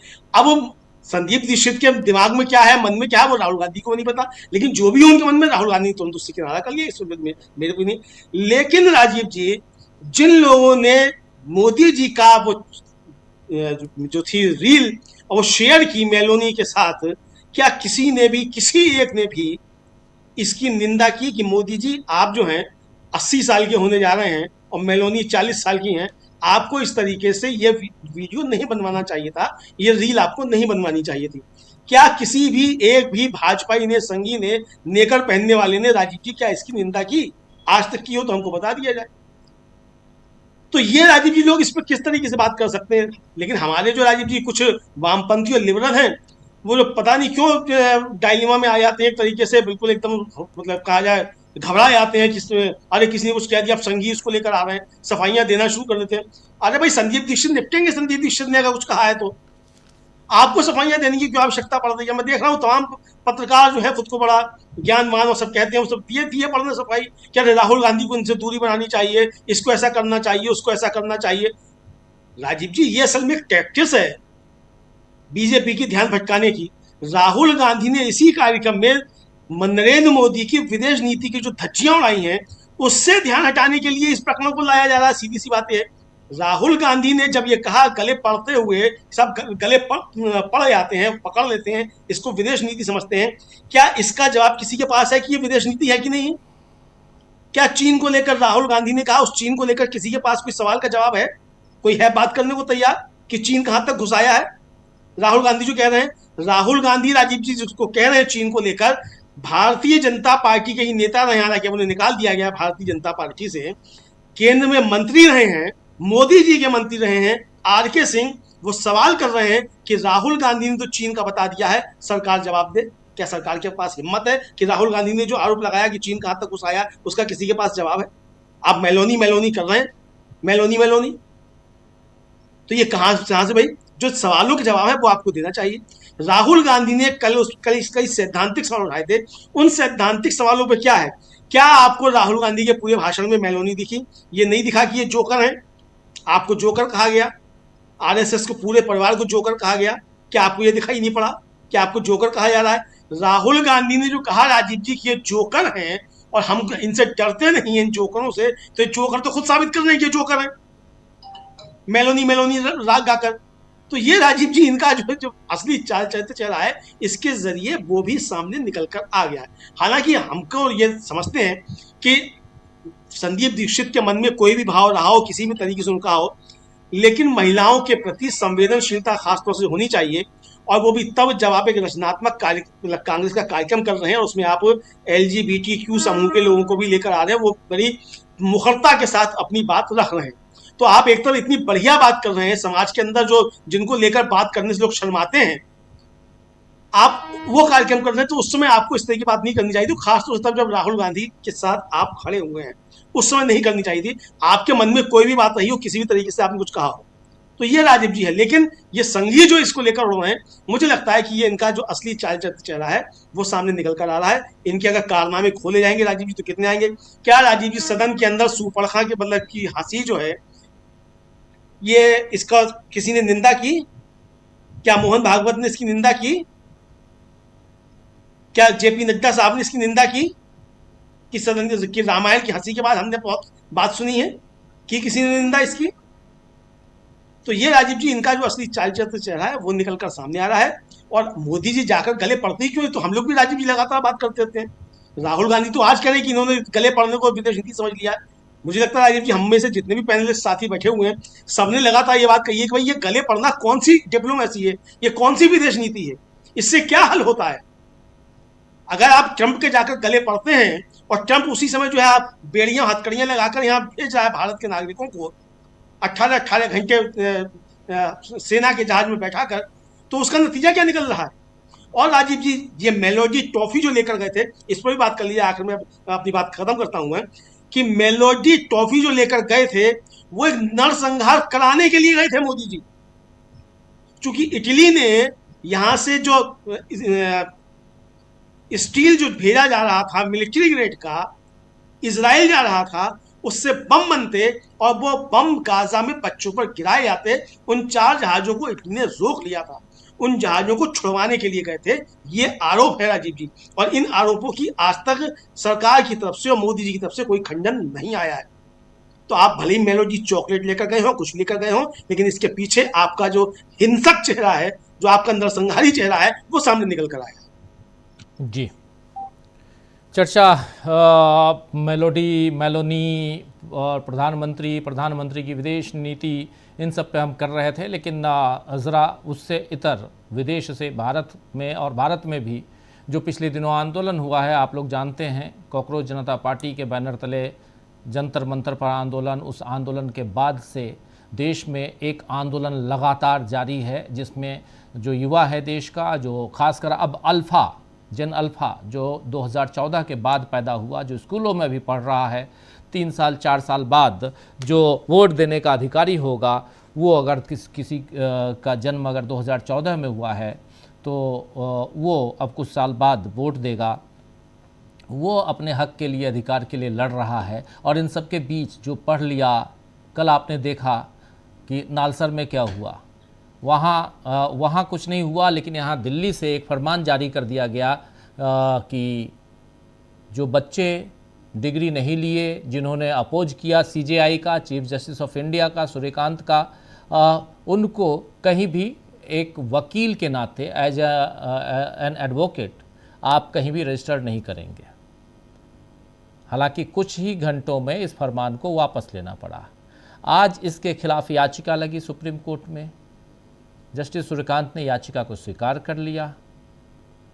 अब जरा आना चाहता हूं प्रोफेसर अखिल स्वामी जी, और इस आंदोलन, चूंकि यह आज़ादी का जश्न कल भारत मनाएगा, अलग अलग जगहों की कितनी तस्वीरें देख रहे होंगे सोशल मीडिया पे, बच्चे जिस ढंग से आंदोलित हैं और जिस ढंग से तमाम खबरें हमारे आपके पास, हम सब के बीच आ रही हैं, इनके बीच क्या ये जो राहुल गांधी को घेरने की कोशिश, संदीप दीक्षित को घेरने की कोशिश, राहुल गांधी की दादी, उनकी माता जी, इनको अपमानित करने की जो कोशिश हो रही है, इन सब से इतर 80 साल हो गए, स्कूलों की हालत जर्जर है, स्कूल बनाए नहीं जा रहे हैं ढंग से, बच्चे जो हैं वो आज भी पंखे के लिए, 50 साल पहले भी अगर पंखे लग चुके कई स्कूलों में, तो आज पंखे के लिए अगर वो आंदोलन कर रहे हैं, वो शुद्ध जल के लिए आंदोलन कर रहे हैं, वो अपने मध्याह्न भोजन के लिए उनको आंदोलित होना पड़ रहा है, तो कौन सा देश, कैसा देश चला रहे हैं 12 साल से नरेंद्र मोदी? ये सवाल नरेंद्र मोदी से नहीं पूछा जाएगा तो किससे पूछा जाएगा स्वामी जी? और क्या यहाँ से स्वामी जी ये लगता है कि देश में एक नई क्रांति का आगाज हो चुका है? देखिए राजीव जी, मैं तो बहुत ज्यादा खुश हूं। हम भी शायद अपने बचपन में और अपनी जवानी में इतने ज्यादा जागृत नहीं थे जो हमारे ये जेन अल्फा है। और मैं जेन अल्फा की बात इसलिए कर रहा हूं, हर शहर के अंदर और खास तौर पर जहां को एजुकेशन है, लड़कियां इसकी लीडरशिप ले रही। बड़ी खुशी होती है जब मैं वीडियो देखता हूं कि 12-13 साल की लड़की डीएम साहब से बात करती हैं, DIOS से बात करती हैं, बड़ी निर्भयता से बात करती हैं। और मुझे और भी खुशी होती है कि जो डिस्ट्रिक्ट एडमिनिस्ट्रेशन है और जो स्कूल का एडमिनिस्ट्रेशन है उनके सामने झुकता है। देखिए, वास्तविकता यह है, जब सरकार पैसा देती है, ये बीच के बिचौलिए जो पैसा खा जाते हैं, बच्चों तक सुविधा नहीं दे पाते और उसके बाद गांव वालों का भी शोषण करते हैं, बच्चों का भी शोषण करते हैं। बच्चे अगर जागृत हो जाएंगे और हमारी देश की जनता, अगर हमारे देश के किसान, जिनके साथ 6 साल पहले यह आश्वासन दिया गया था कि आपको MSP दिलाई जाएगी, उसके बाद न कोई मीटिंग हुई, अपने लोगों को उसमें भर दिया गया, किसानों के रिप्रेजेंटेटिव को नहीं रखा। किसानों को भी अपनी MSP के लिए आंदोलन चलाना चाहिए। देश के जो श्रमिक हैं उनको भी अपने अधिकारों के लिए और मिनिमम वेजेस को कम से कम 25,000 रुपए महीने करने के लिए आंदोलन चलाना चाहिए। गांधीवादी अहिंसात्मक आंदोलन, जिसकी अनुमति हमारा संविधान देता है। लेकिन हमें अपने अधिकारों के प्रति ये जागरूक इसलिए होना पड़ेगा कि कोई व्यक्ति 5,000 6,000 करोड़ के हवाई जहाज में घूमे, 14 करोड़ की गाड़ी में घूमे, और अब ये कहा जा रहा है डिलिमिटेशन में हम एमपीज की संख्या 850 कर देंगे 543 से।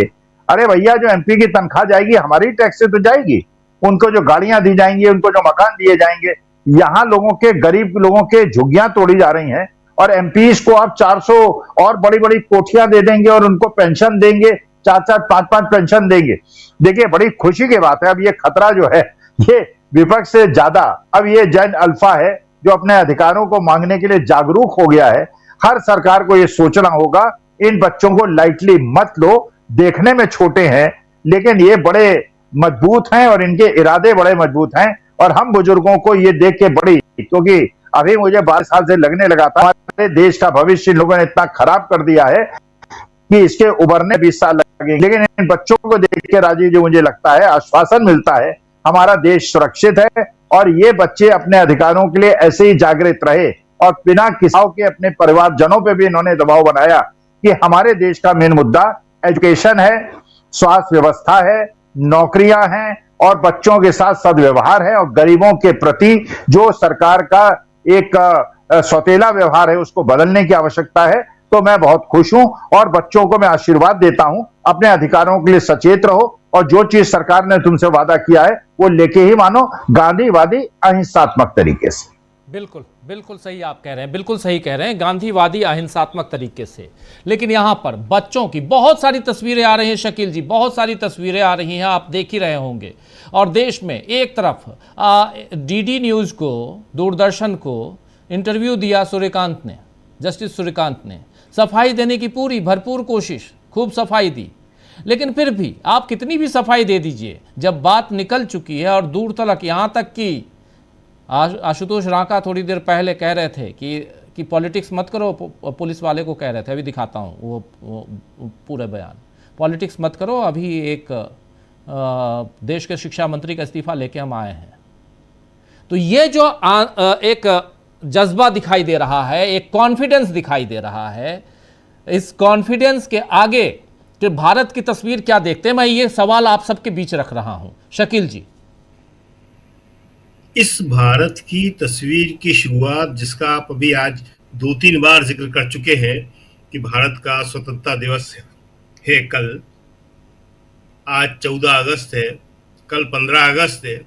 इस 14 और 15 अगस्त की मध्य रात्रि को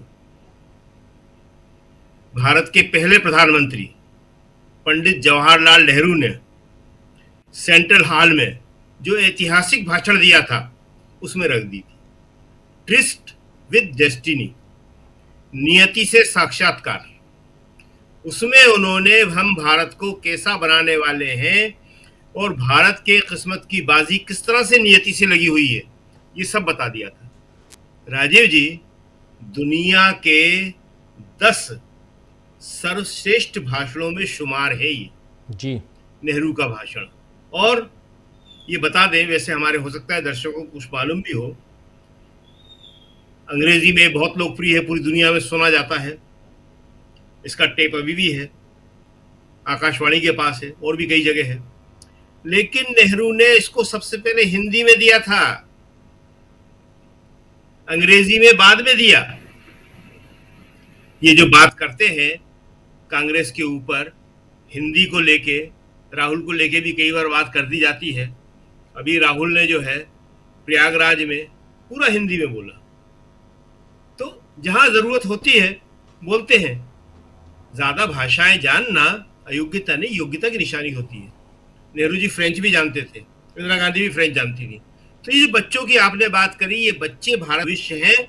और अब 12 साल से इन्हें इतना परेशान किया गया, पीढ़ी दर पीढ़ियों किया गया कि ये मजबूरी में अपने आप उठ के सामने आए हैं।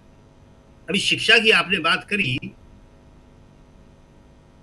72% बच्चे इस 15 अगस्त को तक स्कूलों से आउट हो जाते।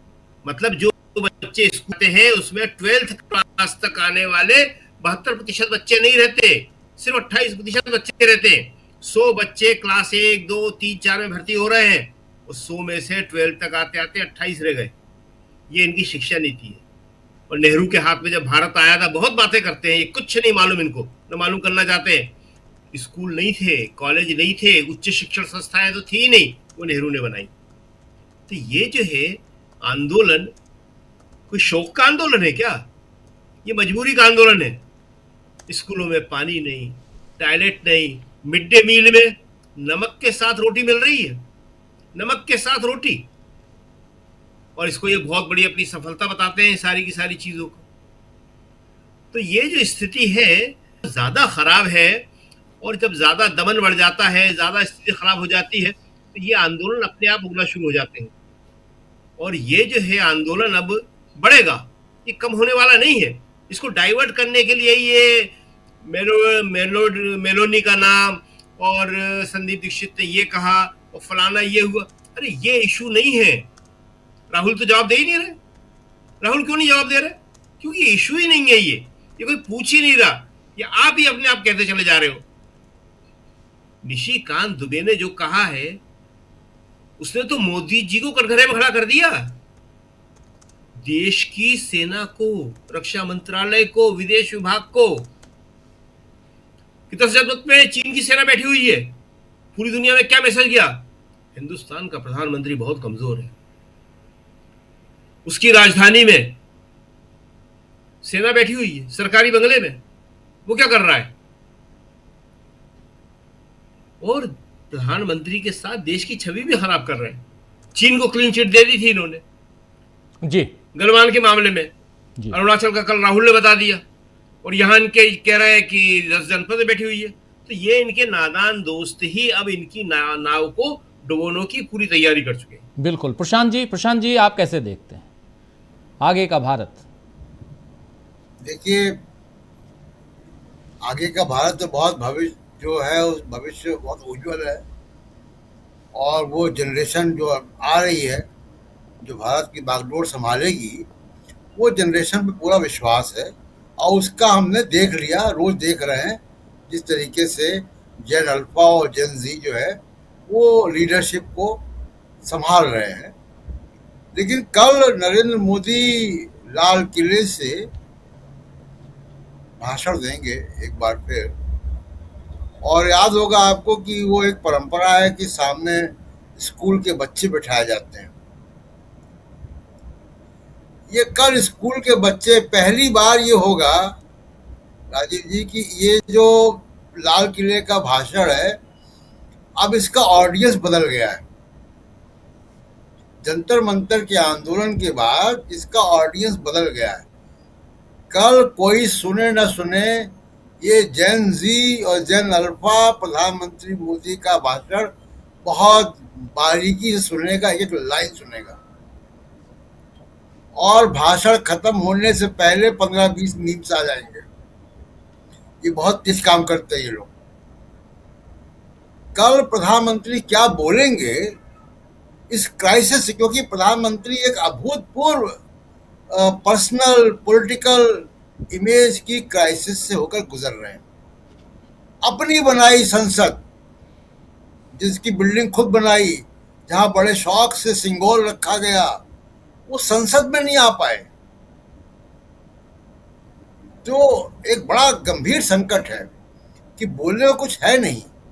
और कल जब वो लाल किले से बोलेंगे तो जाहिर सी बात है हमारी भी निगाहें इसी बात पे होंगी कि वो पुलिस के लाठीचार्ज पे क्या बोलते हैं, वो पैलेट गन पे क्या बोलते हैं, वो लगातार पेपर लीक पे क्या बोलते हैं, वो बच्चों के सुसाइड पे क्या बोलते हैं, उन स्कूलों में जिसमें पंखे नहीं और छोटी छोटी लड़कियां जो हैं वो आंदोलन कर रही, उस पे वो क्या बोलते हैं। तो ये लाल किले का भाषण आंख मटका कर बोलने वाला भाषण नहीं होता है, गंभीर मसला होता है, क्योंकि आप राष्ट्र को संबोधित करते हैं। तो ये कल निगाहें जो है सबकी वहां होंगी कि प्रधानमंत्री नरेंद्र मोदी जंतर मंतर के बारे में क्या बोलते हैं, अमित शाह के बारे में क्या बोलते हैं। और इस संकट से अब उन्हीं को निकलना है।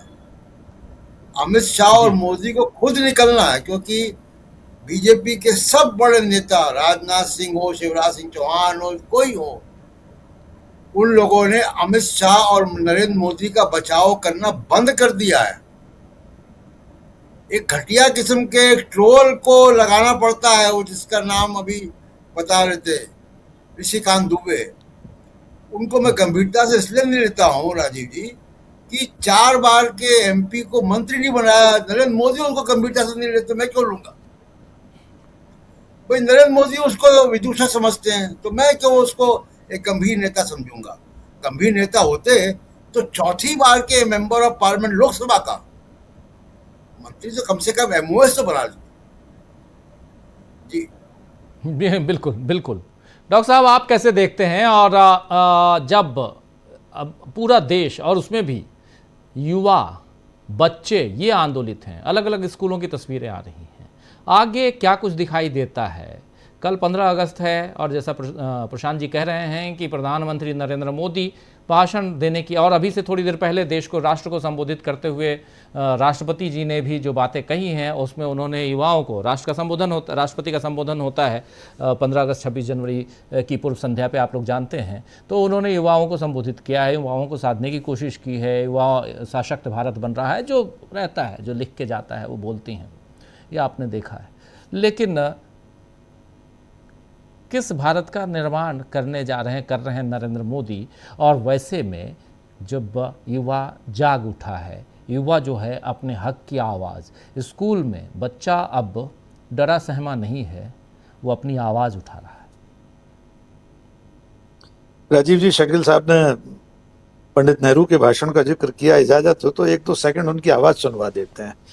तो हिंदी में दिया गया, जिस वक्त हम लोग बात कर रहे हैं इसके चंद घंटों बाद 14 और 15 अगस्त की दरमियानी रात पंडित नेहरू ने जो कहा था, उनकी आवाज सुन लीजिए। हमने किस्मत से एक बाजी लगाई थी, एक इकरार किया था, प्रतिज्ञा की थी, अब वक्त आया कि हम उसको पूरा करें।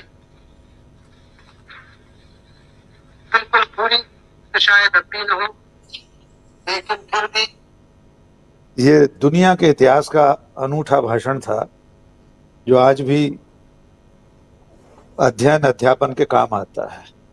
और एक हमारे प्रधानमंत्री हैं जो न टेलीप्रॉम्प्टर के बिना बोल पाते हैं, न राष्ट्राध्यक्षों के साथ बैठक में धन्यवाद की एक लाइन भी डायरी में देखे बिना व्यक्त नहीं कर पाते। वहाँ से हम यहाँ आ गए हैं कि हमारे देश की राजधानी दिल्ली में नेता प्रतिपक्ष के आवास पर चीन ने कब्जा कर लिया है, चीन की सेना वहाँ बैठी है।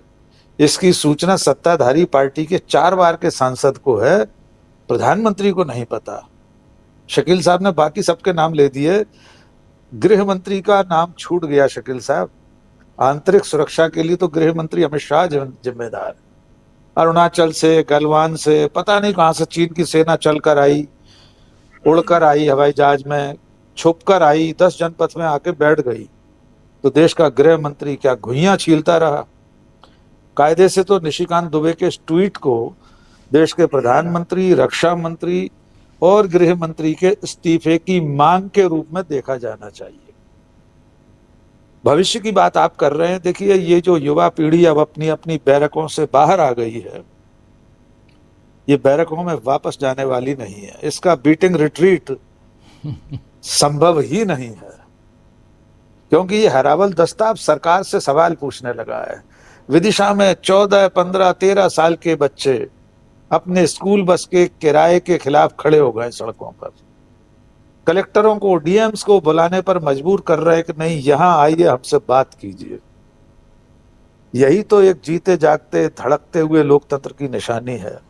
और इसी से राष्ट्रीय स्वयंसेवक संघ, भारतीय जनता पार्टी, नरेंद्र मोदी जैसे लोग डरे हुए हैं।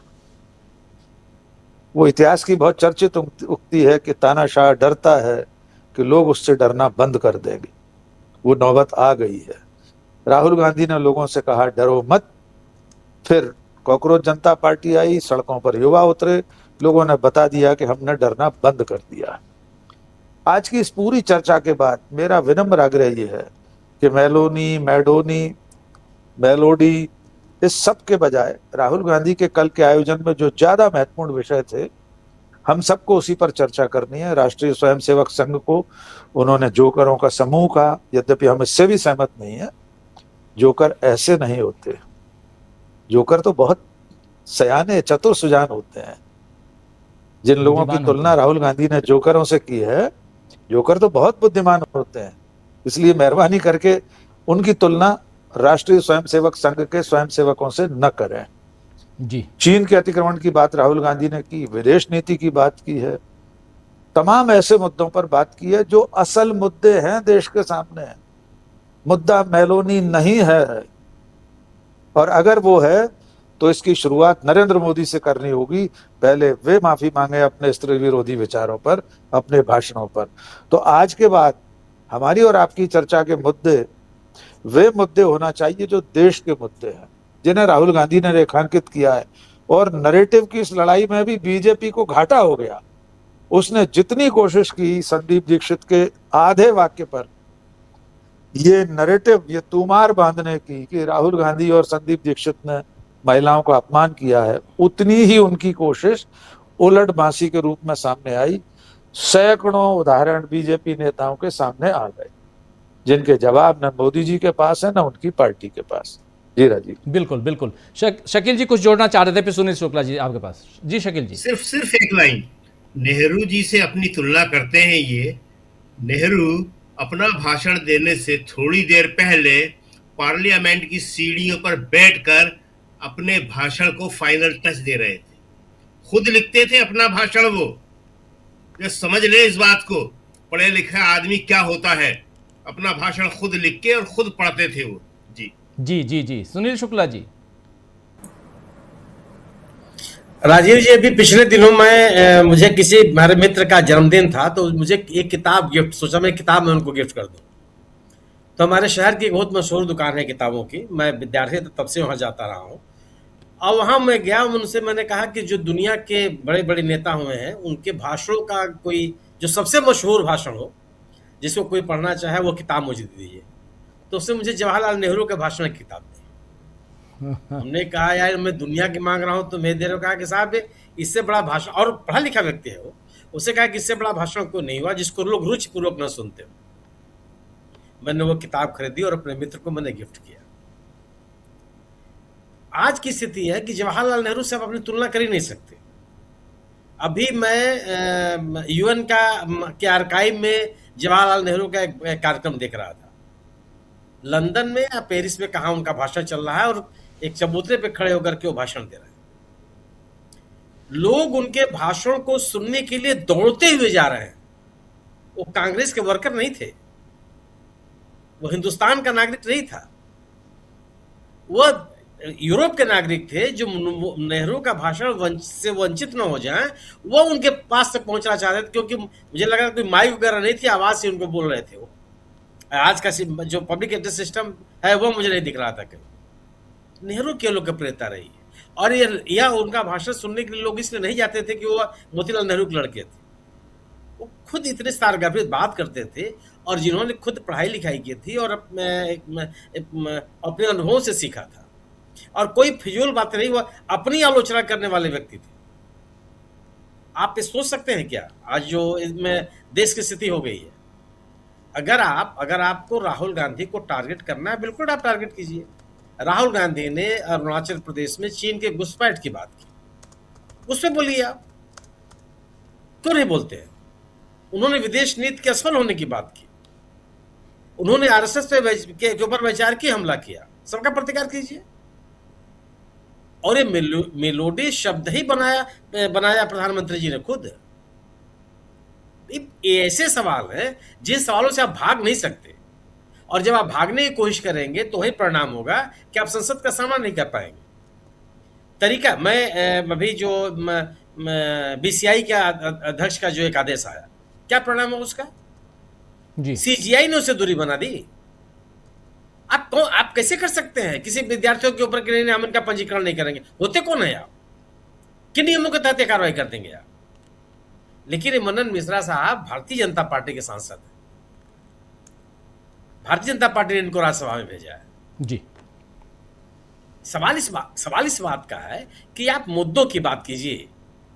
आप इस तरह से काम मत कीजिए कि आप वो नालसा के विद्यार्थियों का जो प्रदर्शन कर रहे हैं या सीजीआई को आने से रोक रहे हैं उनका हम नामांकन नहीं करेंगे। अरे कौन, कैसे नहीं करेंगे आप असहमति को और विरोध को स्वीकार नहीं करेंगे। सीजीआई ने आगे बढ़ के सीजीआई ने कहा कि नहीं हमारे छात्रों के बीच में ये मामला है। सीजीआई ने कहा कि छात्रों को आलोचना करने का अधिकार है। सीजीआई ने कहा कि बीसीआई की कोई भूमिका नहीं है, क्यों आप बीच में कूद पड़े। कम से कम आगे बढ़ करके सरकारों को भी इतना ही बड़प्पन दिखाना चाहिए। आप जो आलोचना आपकी हो रही है उसका जवाब दीजिए, विषयांतर मत होइए। और अगर आप विषयांतर होने की कोशिश करेंगे तो यह आलोचना और गंभीर होती जाएगी। लोगों का इन आरोपों के प्रति और विश्वास बढ़ेगा। जी बिल्कुल। समय खत्म हो चुका है, 4 मिनट ज्यादा ले चुका हूं और इसके तुरंत बाद पॉडकास्ट आप देखेंगे ऑफ द रिकॉर्ड, क्या कुछ चल रहा है और देश में क्या होने जा रहा है। आखिर आजादी नाम से बीजेपी को डर क्यों लगता है? बीजेपी को, भारतीय जनता पार्टी को, नरेंद्र मोदी की पार्टी को आजादी नाम से डर क्यों लगता है? पॉडकास्ट देखिए। इस कार्यक्रम को समाप्त करते हैं। बहुत बहुत शुक्रिया डॉक्टर साहब आपका, बहुत बहुत शुक्रिया प्रशांत जी, सुनील शुक्ला जी, शकील जी, अमलिंदु जी और साथ में जुड़े थे प्रोफेसर अखिल स्वामी जी। आप सबका बहुत शुक्रिया, बहुत धन्यवाद। आप तमाम साथियों, आप सबका भी शुक्रिया अदा करता हूँ। तमाम साथी और सीधे